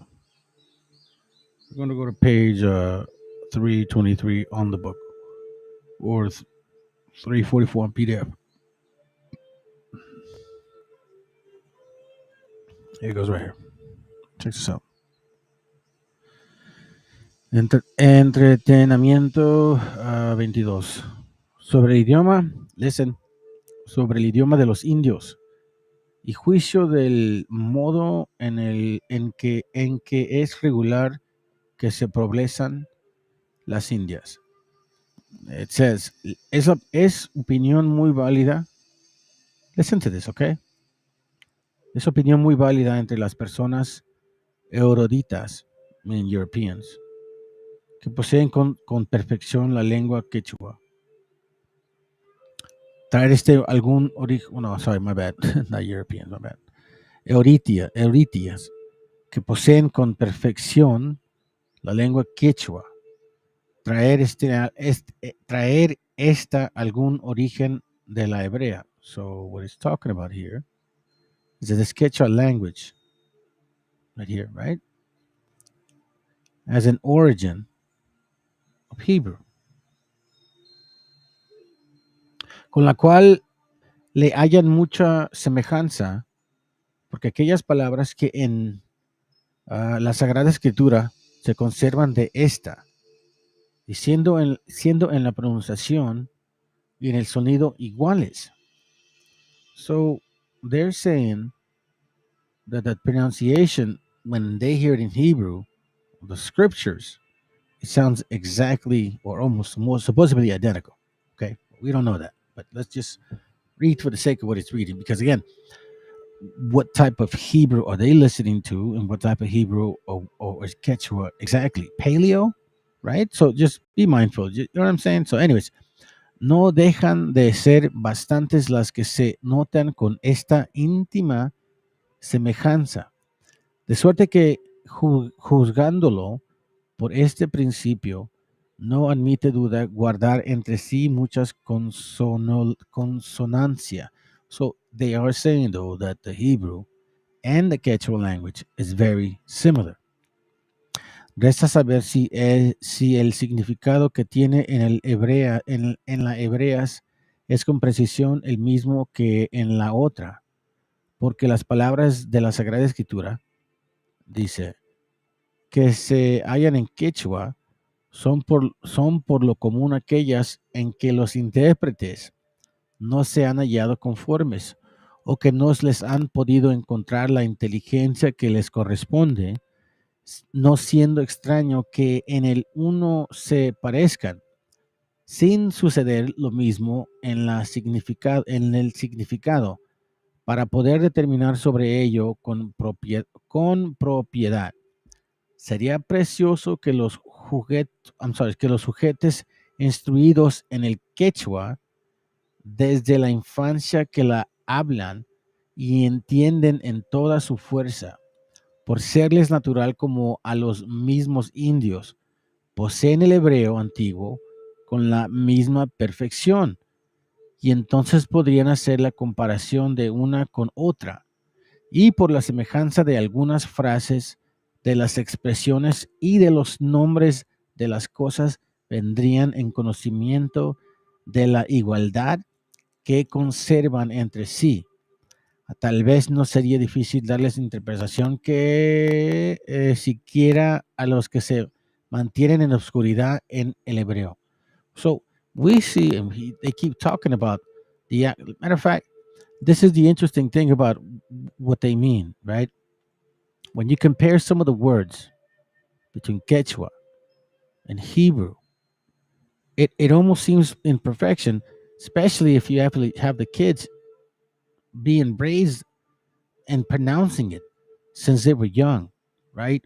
It's a total different pronunciation for somebody like you and I when we're trying to learn a language and we become adults, or we're adults trying to learn a new language. It's difficult. It's hard. You'll never master that shit like a child. And this is what they're talking about. When they hear the kids speaking that way, it sounds to perfection.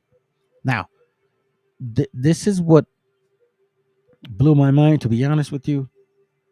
And hopefully, it could finally answer some questions about, I don't know, man, some people's confusion. I think sometimes we dig too much into things that we shouldn't. And the answers are like right in front of us. And then sometimes, man, a lot of us are afraid to find out about what we read. And to kind of put it to rest, because it's like, it's probably a joke. Maybe. Then again, maybe not. Check this out. This book's called, this is from Stephen Andrew Missick. I'm just going to show you a couple of things regarding the name of Mashiach or MESHIACHA. Okay. So you can see. So this book is called The Words of Jesus in the Original Aramaic, Discovering the Semitic Roots of Christianity. Okay. I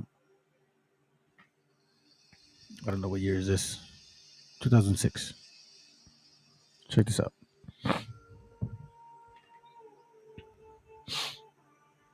It says here, this is on page, I believe.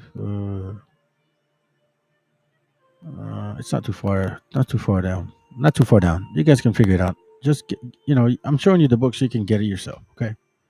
Anyways, as the Holy Spirit restores the church, I believe. Okay. As the Holy Spirit restores the church, I believe we will see a return to the church to its Aramaic heritage. Oh my God. And this holy language will be maintained as the spoken tongue. The word of Jesus in the original Aramaic. I think you guys should know why I make fun of that name, by the way. So, anyways, I'm not making fun of the Mashiach. Anyhow, let me continue. It's a detailed biblical and historical account of the original message preached by Yeshu Meshicha. Okay? Yeshu Meshicha. Now, a lot of us, we read random books. Sometimes we run into things like, damn, that's pretty cool. That's pretty interesting. I wonder what that is. But if you run into something like this, you gotta admit, you have to ask yourself, what is that saying? Yeshu Meshicha. Are you a Meshicha? Last time I checked.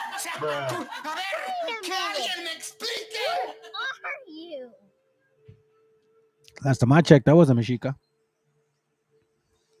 It says here, this is the Meshicha. Now, how many times is it being used here? Okay, let's look. It says here that the word inspired means to breathe into. Jesus was inspired, of course, by the Holy Spirit. In Aramaic, Christ is Meshicha. Christ is Meshicha.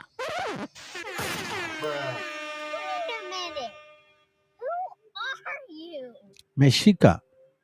Who are you? You were given the name of the Meshicha. And you probably think it's a joke, but it's not. Yeshu Meshicha. Let's look at it one more time. The oil represents the Holy Spirit and anointing. And the anointing, the word in Aramaic for Messiah or Messiah is Meshicha.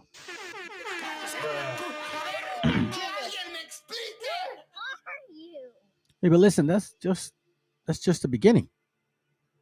This is nothing. This should be like the icing on the cake, to be honest with you, because this isn't enough. Like, oh my God, that's it. No, that's not enough. I'm gonna show you not only with books. I'm gonna show you in the Bible as well. So Ron Rivera, Ron whatever, can learn the hard way. No, I'm just kidding, man. Maybe you need a little. I don't know. I mean, I don't even understand again why people just come and attack all crazy and shit. Don't even know what's going on. Hold on a second. Is this the link? You see, this is one thing I don't like. That's what is bothering me right now. Let me see if I can get this. Okay, hold on.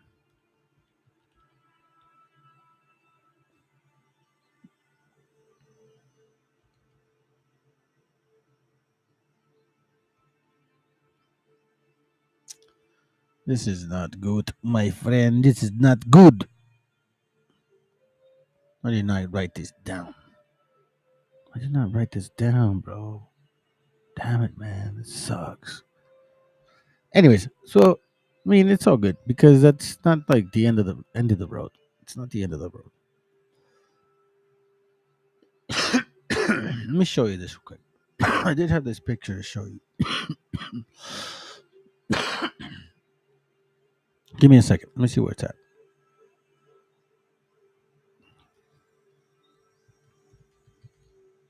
I thought I had it saved already.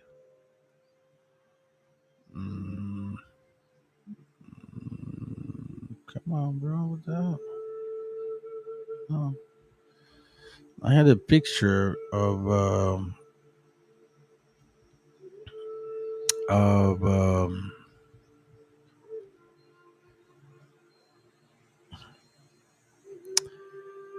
meaning of Meshicha, but I guess, man, maybe I'm gonna have to skip it.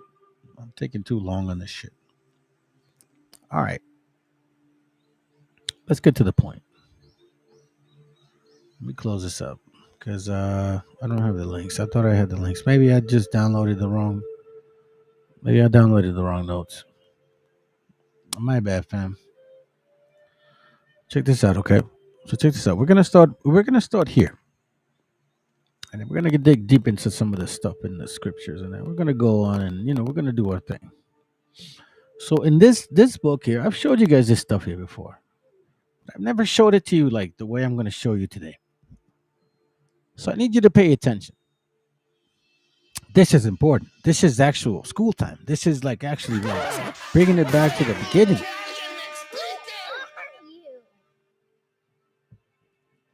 Gutiérrez Tibón, o Gutiérrez, whatever, Tibón, historia del nombre de la Fundación de México. So here with this book here, you're going to get, if you actually buy it, you can. Well, if you just download it, which you can, you're going to read through and you're going to see that there's a lot of different understandings of supposedly Mexico. El ombligo de la luna. Now, el ombligo de la luna, that shit is like IUIC crap. And of course it benefits them. Because that's what they want. They want you in that mindset. You know what I'm saying? They want you in that mindset. They don't want you to know who you really are. Of course not. You can see in the way that people bring out the so-called understanding of the book when they still want dominion. I always find that very, very questionable. They say they're here to help you, and yet they still want dominion. They still want power over you. So let's go to page 90. I would say. All right, let me explain exactly what the Apocrypha is. Okay. That is a very important question, and I don't think it needs to be denied. Let's go here. All right, so, matter of fact, I'll give you some history.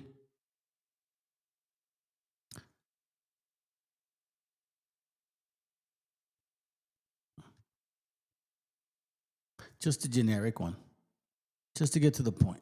And then I'll show you some stuff that relates to the question that you're talking about. Apocrypha is a collection of books written between the Old Testament and the New Testament. Has a complex history. Initially, these texts were considered esoteric and secret, often hidden from common use to do their mysterious esoteric nature, whatever. That's what it's saying, but it's not necessarily that. Like, this always has been in the book.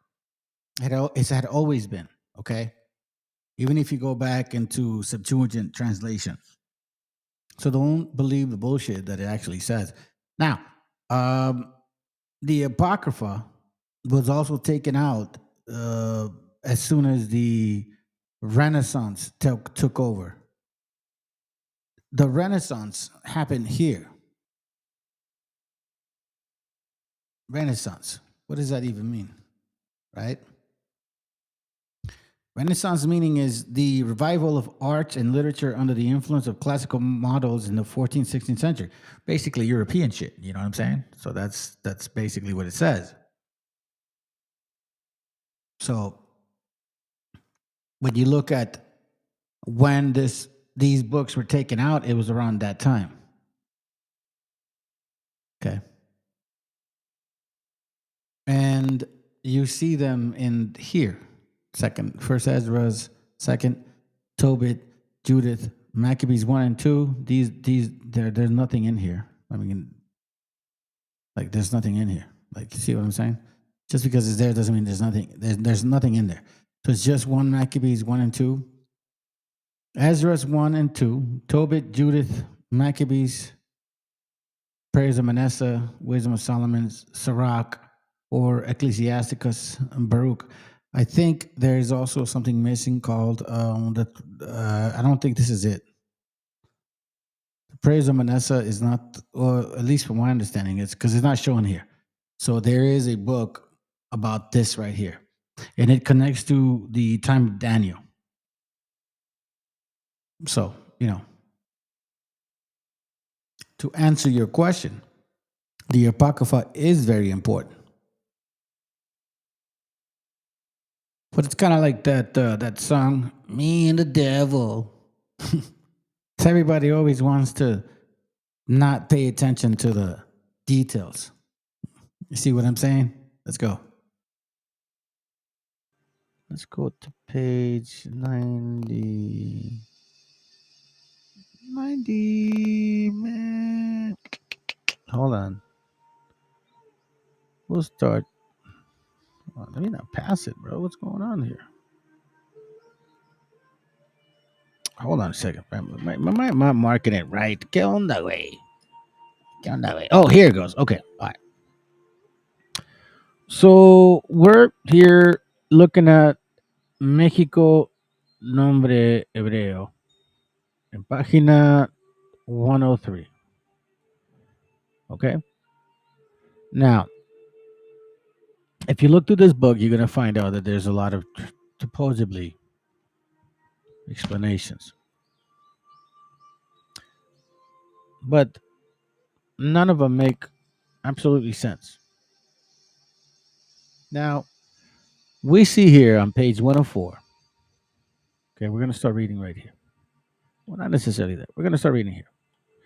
Now, you've heard this name before because I've showed you this name before. Sagahun. Okay? So let's start reading this real quick. Now, check this out. This is very interesting. It's la etimologías de México.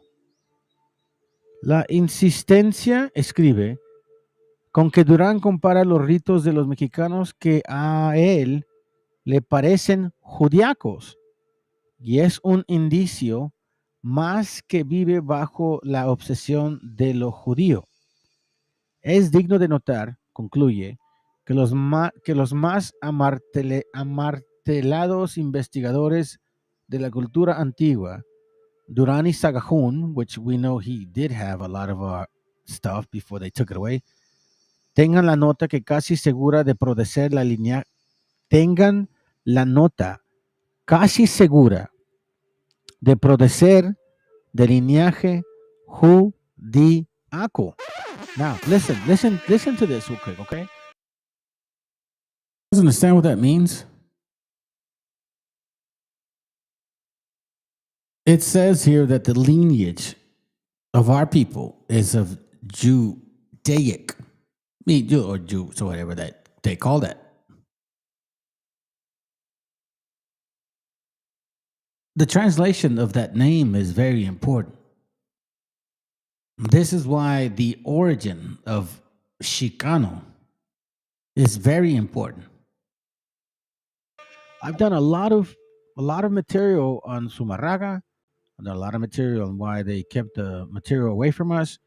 I've done my research, and I showed you guys videos on why Sumarraga did what they did. He was the one that really had a lot of power and reasoning behind getting rid of all our history, and he was the one that did not permit Sagahun to write anything regarding our people. And this is why he says here, tengan la nota casi segura de proceder del linaje judíaco. And if you have a problem with what we're saying, man, there's that link. Prove your cause. Sagahun and Duran. But remember, they could not write about this stuff. It was against Spaniard rule. What did you think? Right? If they write about this stuff, they're going to get killed. Anyways, let's continue. En cuanto a Sagahun sobre el casi después de la investigación llevadas a cabo en los archivos de Sagahun, provincia de León, por los doctores David and Arisen, sus traductores neomexicanos. So check this out. Then it says here, Meshi, el Mesías. No les extraña, pues, que el dominico Fray Gregorio García, between 1554 and 1627, vea en México un nombre hebreo debido al hecho obvio de que los mexicanos descienden de la tribu perdida de Israel. Come on, man. He says, like, of course, no doubt. Messi es el Mesías, y México, la ciudad del Mesías, la ciudad de Jesucristo. So not only is Mexico named after him, but it's because it's his people, so-called. All the land, all the people, all the city. La ciudad de Jesucristo. Y no de Huitzilopochtli. So now check this out. Nótese, dice Fray Gregorio, que el nombre Messi, que es realmente hebreo, se aplica maravillosamente al jefe de los mexicanos.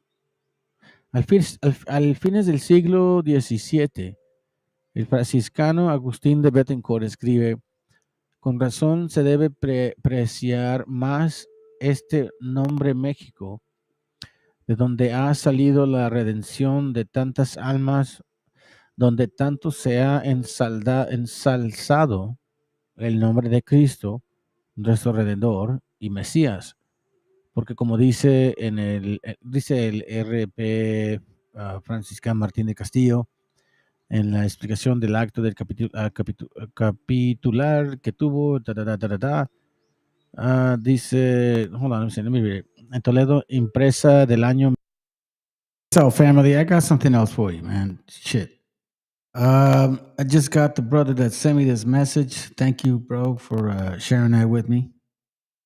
I find it very interesting. Man, I wish I would have. I actually was there earlier, but I was too busy working. And man, shit, it would have been nice. Would have been nice if I would have actually had a chance. Team up with it. So I'm going to show you some stuff real quick, and then we're going to call it a night. I think this is important because it talks about the origin of our people. So this is something about IUIC being live for whatever reason, right? Check this out. Let's experience this for a moment. Let's see what they say. They've been reading for a minute. Revelation, where it talks about the great multitude, chapter 7, that's talking about the Israelites. Jacob became a great multitude. Not Esau, not the Ishmaelites, because I know In that 12-tribe chart bullshit, you know what I'm saying? So it's kind of stupid, but you know what I mean? It is what it is. So let's listen to this before we end the night. Ishmael says he's going to be 12 princes and he's going to be all over the world too. We're not talking about Ishmael. We're not talking about Moab. We're not talking about none of them. We're talking about the Israelites. So, and what scripture is this again? The great is still Second Ezra 3 verse 2 Ezra chapter 3. We read 13 through 16, showing that the great multitude was the Israelites. They became a great multitude. They became the sands of the sea. And I want to show you another precept. Give me the 3 holy children. 3 holy children. All right, and I want verse 12. All right. Let me just start by saying, 3 holy children, chapter 12. And cause not thy mercy to depart from us, for thy beloved Abraham's sake. Also, it says Abraham's sake, read. For thy servant Isaac's sake. That's his son, his only son, even though he did have more children. Isaac's sake, read. And for thy holy Israel's sake. Jacob's name was changed to Israel, right? So the covenant went through those 3 men, read. Hey, hold on a second, family. I don't know what the fuck just happened right now. God promised the lineage of Abraham, Isaac, and Jacob, read. Come to that. That thou wouldest multiply Okay, I see. Okay, hold on. Shit, what the fuck? I'm sorry. I get you. This is weird. Hold on. Not Ishmael, not Moab, not none of. Okay, so there's there's videos recorded, okay? So they didn't realize it was like chopped up in these pieces. I wish I would have been there. I'm not gonna show you the whole shit. That shit is a long fucking nuts bullshit crap. Plus, you want to know something, family? I'm gonna tell you this right now, man. I always love the fact that I love my family. Ellie, come here, mama. Come here. Come here. And look, listen. My daughter wants me to just shut up right now. Say, Dad, come home. Say, Dad, are you done? Are you done talking? She's right here. Okay, so then she's asking for me to cut it down, right? That's it, right? That's it? Want me to watch a movie? What movie? Okay, all right. So you guys have a good night. My daughter's gonna. Yeah, sometimes we stay up late, especially on the weekends. You guys have a good night, man. I'll do my best. I'll play some music. Yep, I know. Mm-hmm. That's right. All right. You guys have a good night. Yeah, we do that. Beater.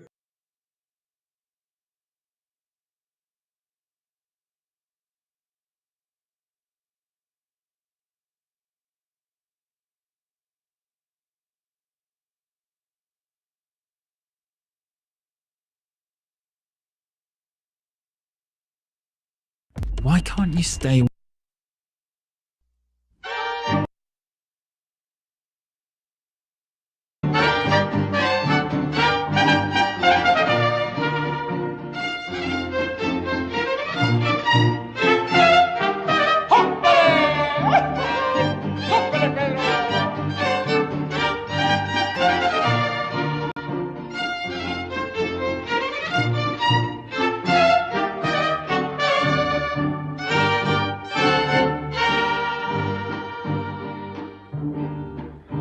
Deja que salga la luna, deja que se meta el sol, deja que caiga la noche, pa' que empiece nuestro amor.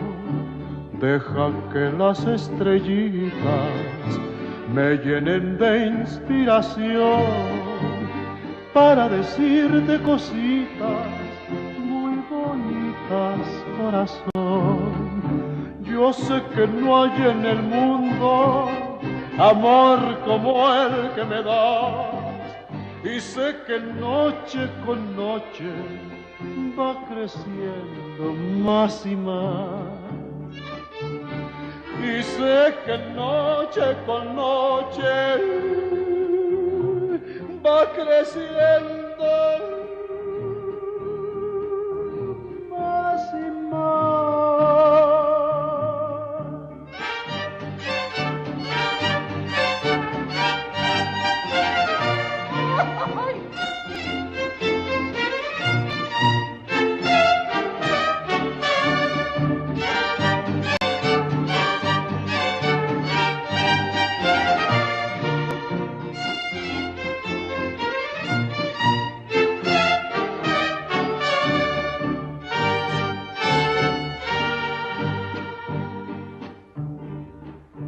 Cuando estoy entre tus brazos, siempre me pregunto yo, ¿cuánto me debía el destino que contigo me pagó? Por eso es que ya mi vida toda te la entrego a ti, tú que me diste en un beso lo que nunca te pedí.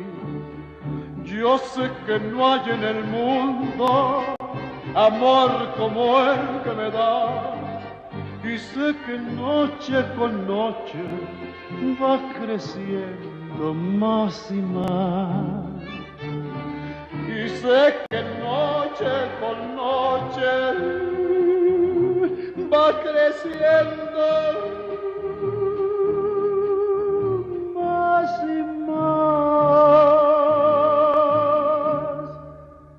Deja que salga la luna.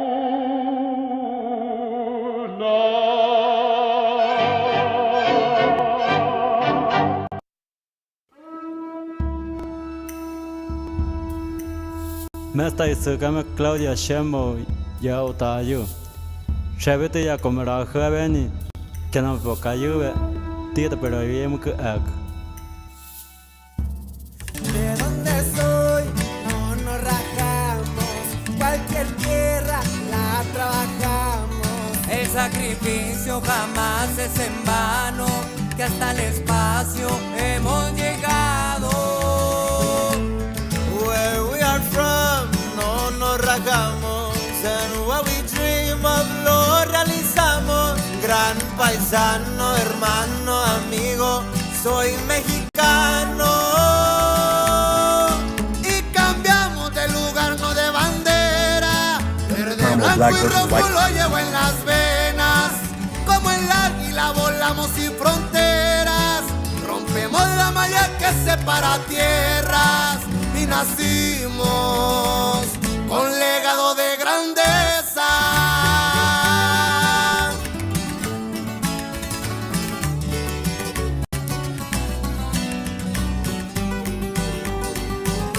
Extraño mi rancho, también mi familia. Pueblo querido que no se me olvida. Aunque de este lado me trajo la vida. Siempre paradela como Pancho Villa. Y cambiamos de lugar, no de bandera. Verde, blanco, rojo lo llevo en las venas. Como el águila volamos sin fronteras. Rompemos la malla que separa tierras. Y nacimos con legado de grandeza.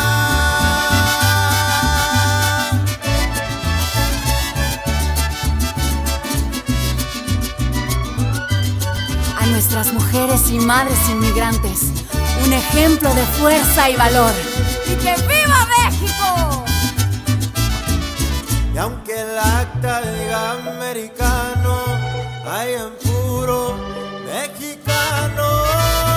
Y cambiamos de lugar, no de bandera. Verde, blanco y rojo lo llevo en mis venas. Como el águila volamos sin fronteras. Rompemos la malla que separa tierras. Y nacimos con legado de grandeza.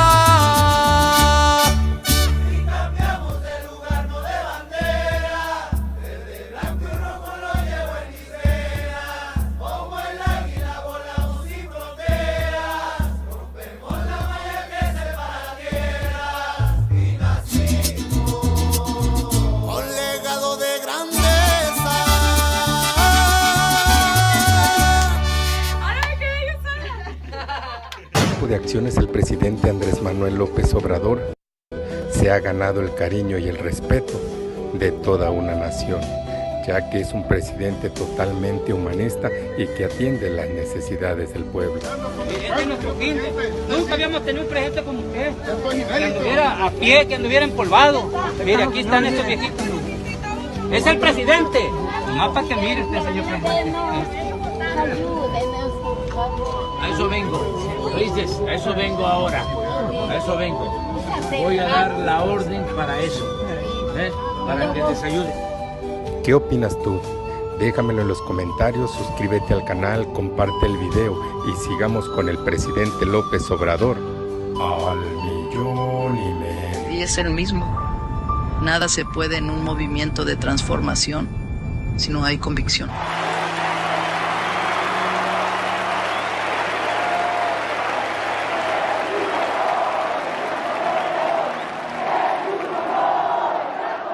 Conjuga este pasado histórico de México desde el reconocimiento de los pueblos originarios y la historia de México, sus grandes héroes y heroínas, ese reconocimiento que nos da identidad y orgullo, pero también los resultados del gobierno. Porque si el presidente no hubiera tenido resultados, por más reconocimiento que hubiera habido de la historia, no hubiera sido tan poderoso como es hoy. Y poderoso en el sentido del poder del pueblo y lo que llamamos la revolución de las conciencias. Esa es la fuerza que tenemos hoy para iniciar el 2.º piso de la 4ª transformación. Y aquí en realidad el sustento de nuestro proyecto viene de nuestra propia historia y de este humanismo mexicano que se ha construido con la economía moral, la austeridad republicana, el pensamiento juarista que es muy fuerte, la idea de justicia que se ha construido a lo largo del México independiente, que yo digo que eso es muchas justicias, porque es la justicia social como esencia, pero es la justicia ambiental y es la justicia a las mujeres, y es un verdadero sistema de justicia que funcione en nuestro país. Esta idea de justicia que viene desde la abolición de la esclavitud, y justicia e igualdad también. Es decir, que las profundas desigualdades en México tienen que aminorarse, que venía desde los sentimientos de la nación de Morelos. Todo eso es sustento del humanismo mexicano. O sea, el llegar al gobierno no significó que dejes de luchar. Se lucha desde una trinchera distinta, con todos los instrumentos que tiene. Modestia no es falsa, todo lo contrario, por eso también la identidad con el pueblo, que en eso pues él y yo venimos de orígenes muy distintos. Pues yo nací en la ciudad, en una familia de clase media, pero siempre me enseñaron a nunca sentirte superior a nadie, sino siempre ver a las personas a los ojos.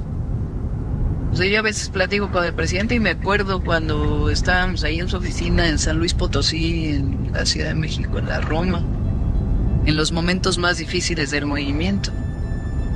Cuando describe a Juárez y la carreta donde él sale de la Ciudad de México después de la intervención francesa y va llevando en la carreta los documentos de la República. Pero en su libro el presidente dice que en esa carreta llevaba la dignidad de México. Y yo digo que el presidente ha recuperado la dignidad del pueblo de México y la dignidad de la República. Que él también fue forjando una nueva forma de pensamiento. México. Aquí vamos a estar pendientes. Cada vez que haya un cuestionamiento infundado hacia nuestro país, va a haber respuesta. Porque no somos la piñata de nadie. Y trabajador, tenemos la herencia de grandes civilizaciones y de culturas practicantes de una ética social extraordinaria que nos han dejado el hábito, así nos han heredado el hábito del trabajo. Los mejores trabajadores en Estados Unidos son los mexicanos.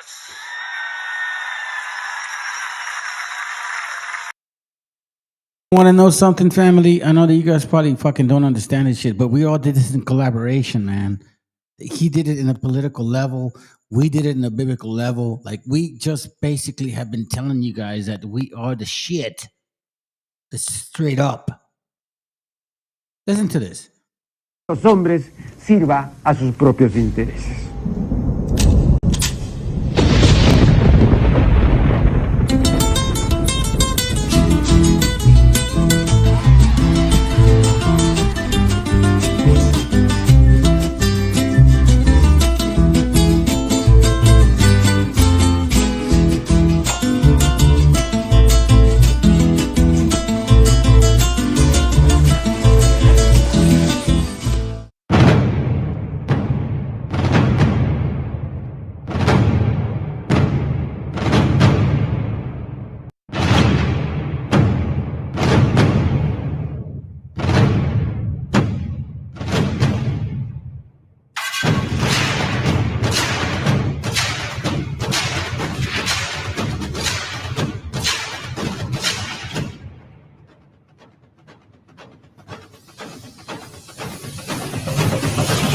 De acciones el presidente Andrés Manuel López Obrador se ha ganado el cariño y el respeto de toda una nación, ya que es un presidente totalmente humanista y que atiende las necesidades del pueblo. Este es nuestro fin. Nunca habíamos tenido un presidente como usted, que anduviera a pie, que anduviera empolvado. Mire, aquí están estos viejitos. Es el presidente. Nomás para que mire usted, señor presidente. A eso vengo, ¿oíste? A eso vengo ahora, a eso vengo. Voy a dar la orden para eso, para que les ayude. ¿Qué opinas tú? Déjamelo en los comentarios, suscríbete al canal, comparte el video y sigamos con el presidente López Obrador al millón y medio. Y es el mismo. Nada se puede en un movimiento de transformación si no hay convicción.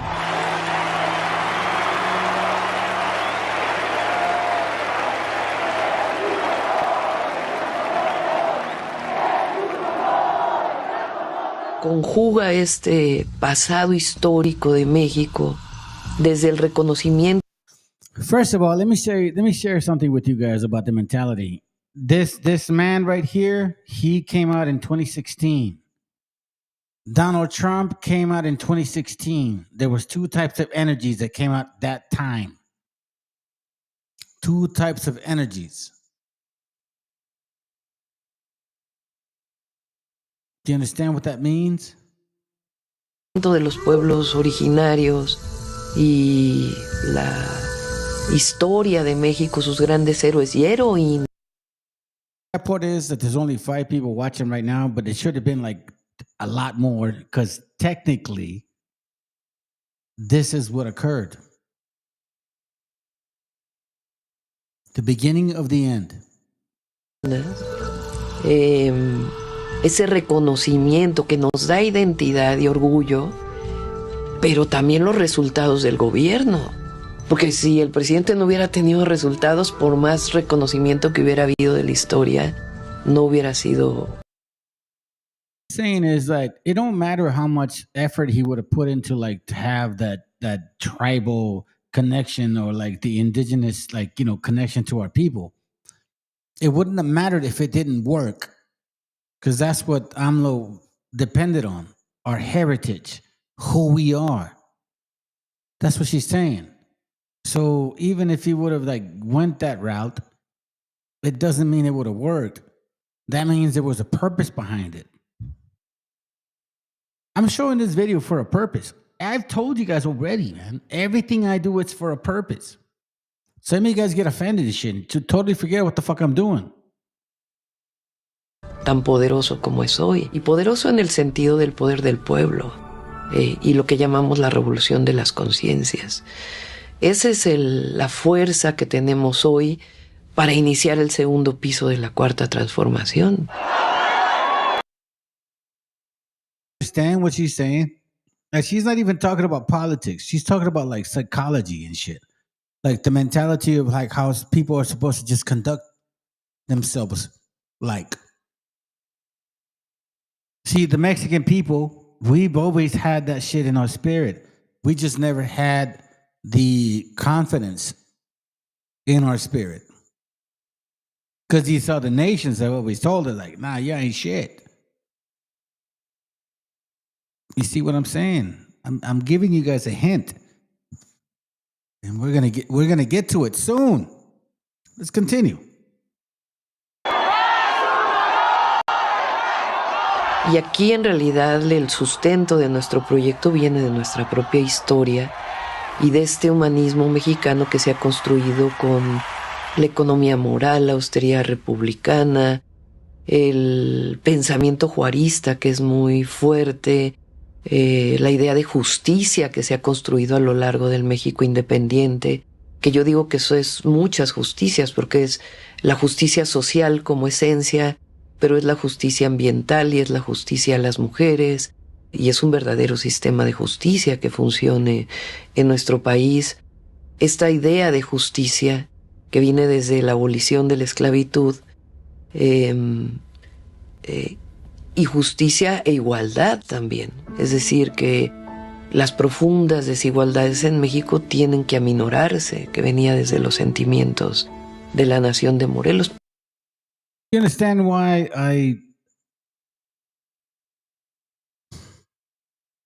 I'm cautious, man, of who this woman is, and I am gonna admit it. But you know, there's positivity in the way that they talk in regards to how they help our gente.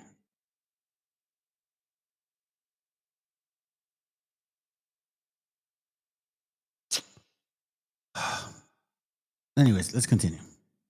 Todo eso es sustento del humanismo mexicano. O sea, el llegar al gobierno no significó que dejes de luchar. Se lucha desde una trinchera distinta, con todos los instrumentos que tiene. Modestia no es falsa, todo lo contrario, por eso también la identidad con el pueblo, que en eso pues él y yo venimos. By the way, all you motherfuckers that are over here criticizing this man, bro, listen, AMLO walked every single fucking street, bro. That man went to every single block, every single space. He did what a lot of politicians in Mexico would never want to do. Just fucking put some shoes on and just knock on people's doors, bro. That did not happen. And he did that. And now they hate him for it. You get what I'm saying? It's like he reached out to the people. Like he was like, hey, yo, listen, man, let me hear you out. That's it. It was that simple. Let's continue. De orígenes muy distintos. Pues yo nací en la ciudad, en una familia de clase media, pero siempre me enseñaron a nunca sentirte superior a nadie, sino siempre ver a las personas a los ojos. I want to say this to you Anglo-Saxon motherfuckers, you dirty bastards and shit, that, you know, what she just said. Because in Mexico, this is what we do. Like, we look at people in the eyes. Like, this is who we judge you by. I look at you in the eyes. And that's how I deal with you. That's what she said. It's like, never look down on people. Never look up to people. Look at them in the eyes. Face to face. Because that's the way shit should be. Con el pueblo. Que en eso, pues, él y yo venimos de orígenes muy distintos. Pues yo nací en la ciudad, en una familia de clase media, pero siempre me enseñaron a nunca sentirte superior a nadie, sino siempre ver a las personas a los ojos. O sea, yo a veces platico con el presidente y me acuerdo cuando estábamos ahí en su oficina en San Luis Potosí, en la Ciudad de México, en la Roma, en los momentos más difíciles del movimiento. Cuando describe a Juárez y la carreta donde él sale de la Ciudad de México después de la intervención francesa y va llevando en la carreta los documentos de la República. Pero en su libro el presidente dice que en esa carreta llevaba la dignidad de México. Y yo digo que el presidente ha recuperado la dignidad del pueblo de México y la dignidad de la República. Que él también fue forjando una nueva forma de pensamiento. México. That he started forjando un nuevo pensamiento. Basically, he's like, fuck no. We ain't doing this shit no more, bro. Like, you need to stop. And we are Mexica, and that's it. That's as far as it goes. You want to fight? We're going to fight. Listen. Aquí vamos a estar pendientes. Cada vez que haya un cuestionamiento infundado hacia nuestro país, va a haber respuesta. Porque no somos la piñata de nadie. Y trabajador. Tenemos la herencia de grandes civilizaciones y de culturas practicantes de una ética social extraordinaria que nos han dejado el hábito. Así nos han heredado el hábito del trabajo. Los mejores.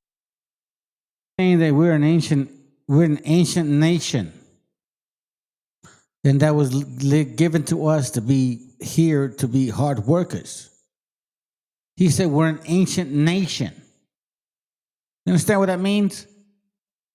Mejores trabajadores en Estados Unidos son los mexicanos. Not Negroes, not like that fucking Judah lion, whatever the fuck he is. No white boys, none of that shit. We are. We make this world. We establish it.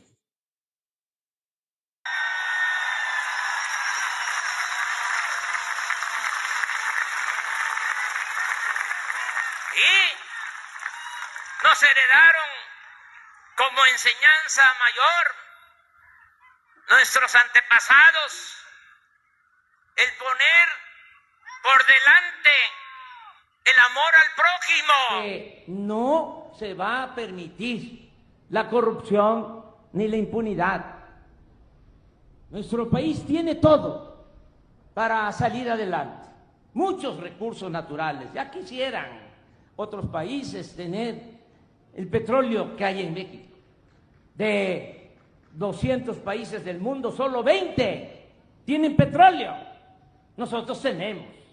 Pero no solo petróleo, tenemos gas, tenemos oro, tenemos plata, tenemos cobre, tenemos buenas tierras para la producción agropecuaria, litorales, tenemos un mundo de recursos.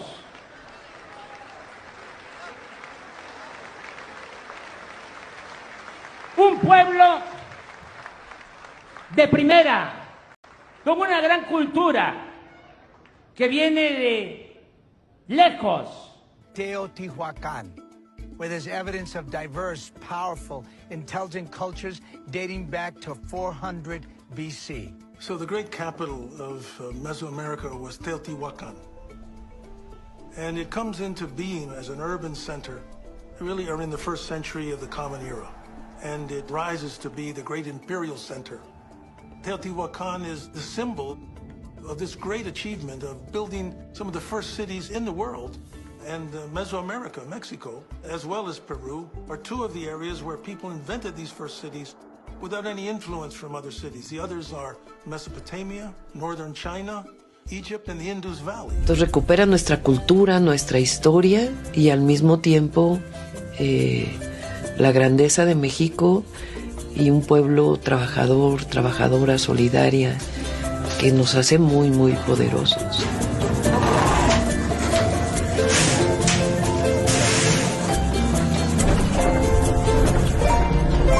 Tuvieras que definirlo, ¿qué tomarías de López Obrador? ¿Cómo lo retratas?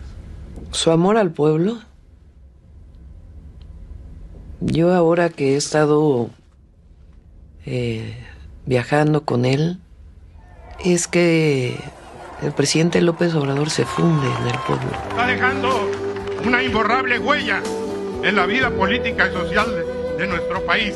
La semilla transformadora ha caído en tierra fértil, porque su legado quedará en buenas manos, en manos de una extraordinaria. Qué emotivo discurso dio el gobernador de Baja California en la visita del presidente Andrés Manuel López Obrador. Pero al querer mencionar a la doctora Claudia Sheinbaum, el gobernador se quebró y rompió en llanto. De inmediato el presidente y la doctora fueron a reconfortarlo. Pero vean este acto de humildad de la doctora Claudia Sheinbaum cuando limpia sus lágrimas de sus mejillas del gobernador. Estos son pequeños detalles que nos hacen estar con ellos al 1,5 millones. Y el pueblo se funde en su presidente. Esa cercanía, esa entrega, esa comprensión mutua, yo creo que hablan del general Lázaro Cárdenas y su amor por el pueblo.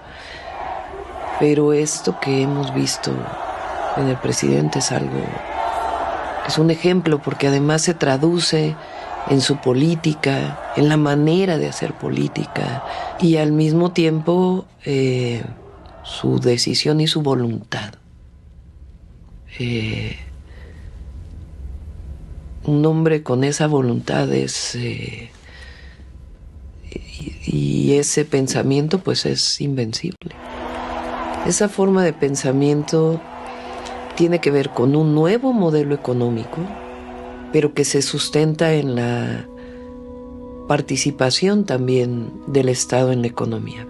La llamada austeridad republicana, que es disminuir el peso del gobierno al pueblo, erradicar la corrupción y utilizar esos recursos para beneficio del pueblo y al mismo tiempo para recuperar la capacidad del Estado mexicano en obras estratégicas que potencien a su vez.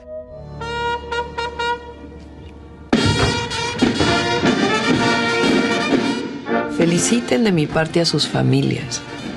Díganle a sus madres, y repetí en ese momento a sus madres, que dice la presidenta electa que tienen hijos e hijas grandiosos, que harán cosas extraordinarias, porque estamos viviendo tiempos virtuosos, con fuerzas armadas humanistas, visionarias y ejemplares. Cuando se lo leí a Mari se puso a llorar. Y le dije, ¿por qué lloras? Y me dijo, es que nadie nos había hablado nunca las madres. Y eso es en parte lo que pasa cuando yo digo es tiempo de mujeres. Dije yo en un discurso es presidenta con A, porque si no dices presidenta, es como que no existimos. Estamos jugando un rol diferente las mujeres. No queremos nunca más volver a ser menos. Es, yo creo, lo más hermoso que podamos recibir cariño.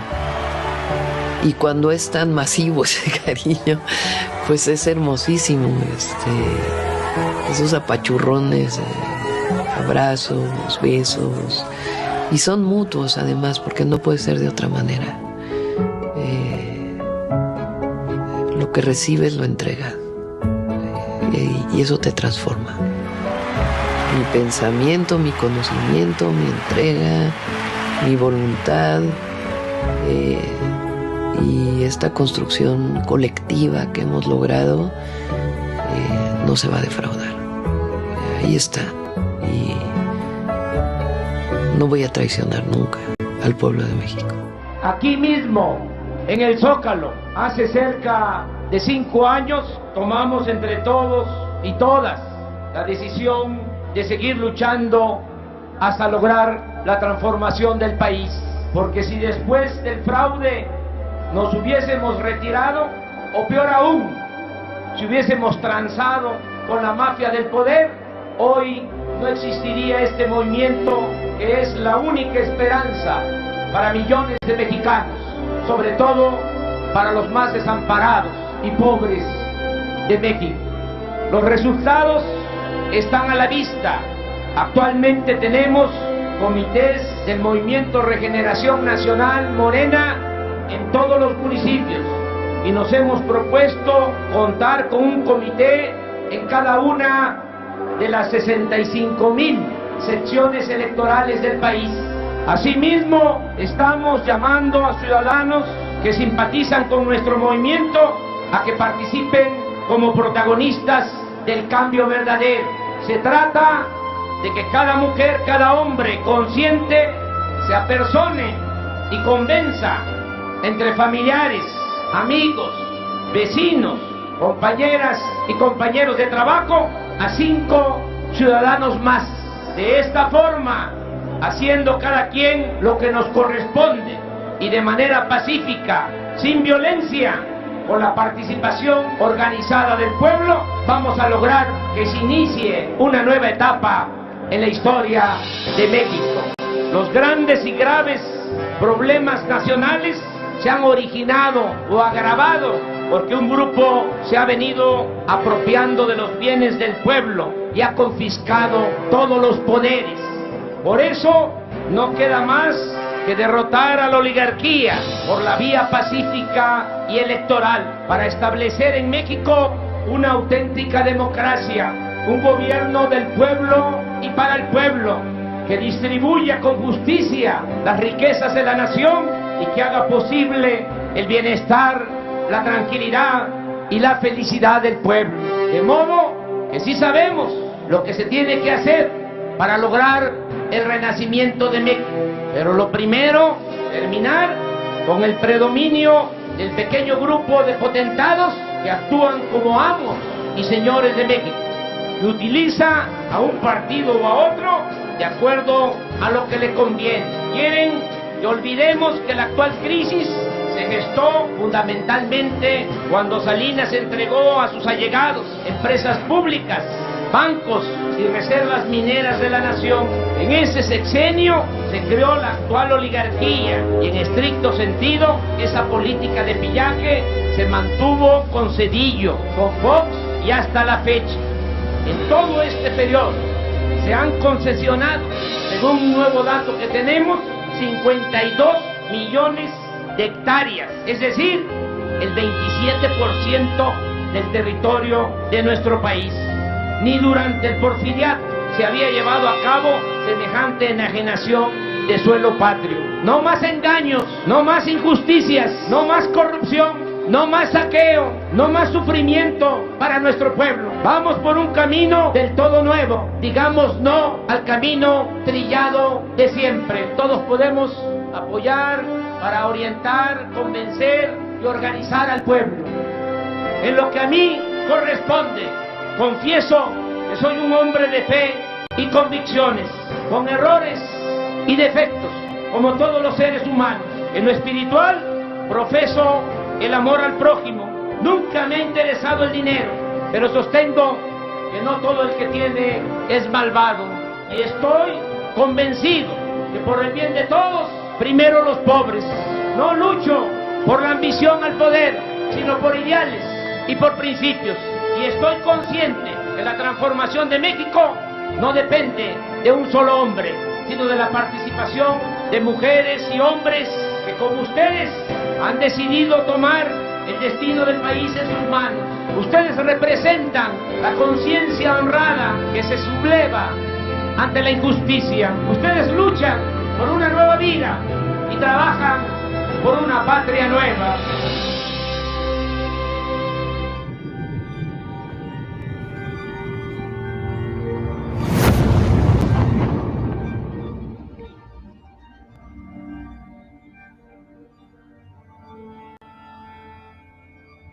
Ical, hijo, abre los ojos.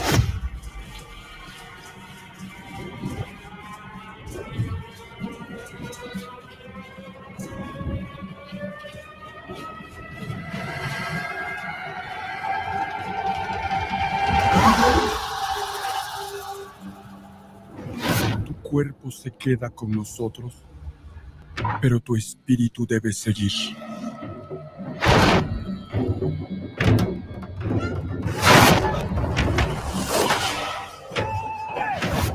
Busca la luz. Aléjate de las sombras. Deja que nuestro dolor sea tu fuerza. Desde aquí iluminamos tu camino.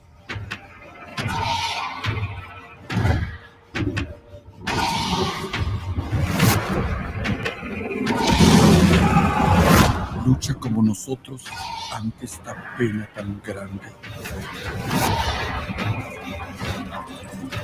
Yo soy tú.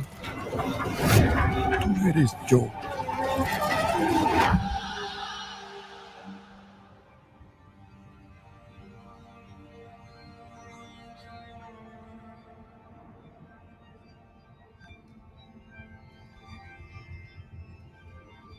La muerte que hoy nos separa,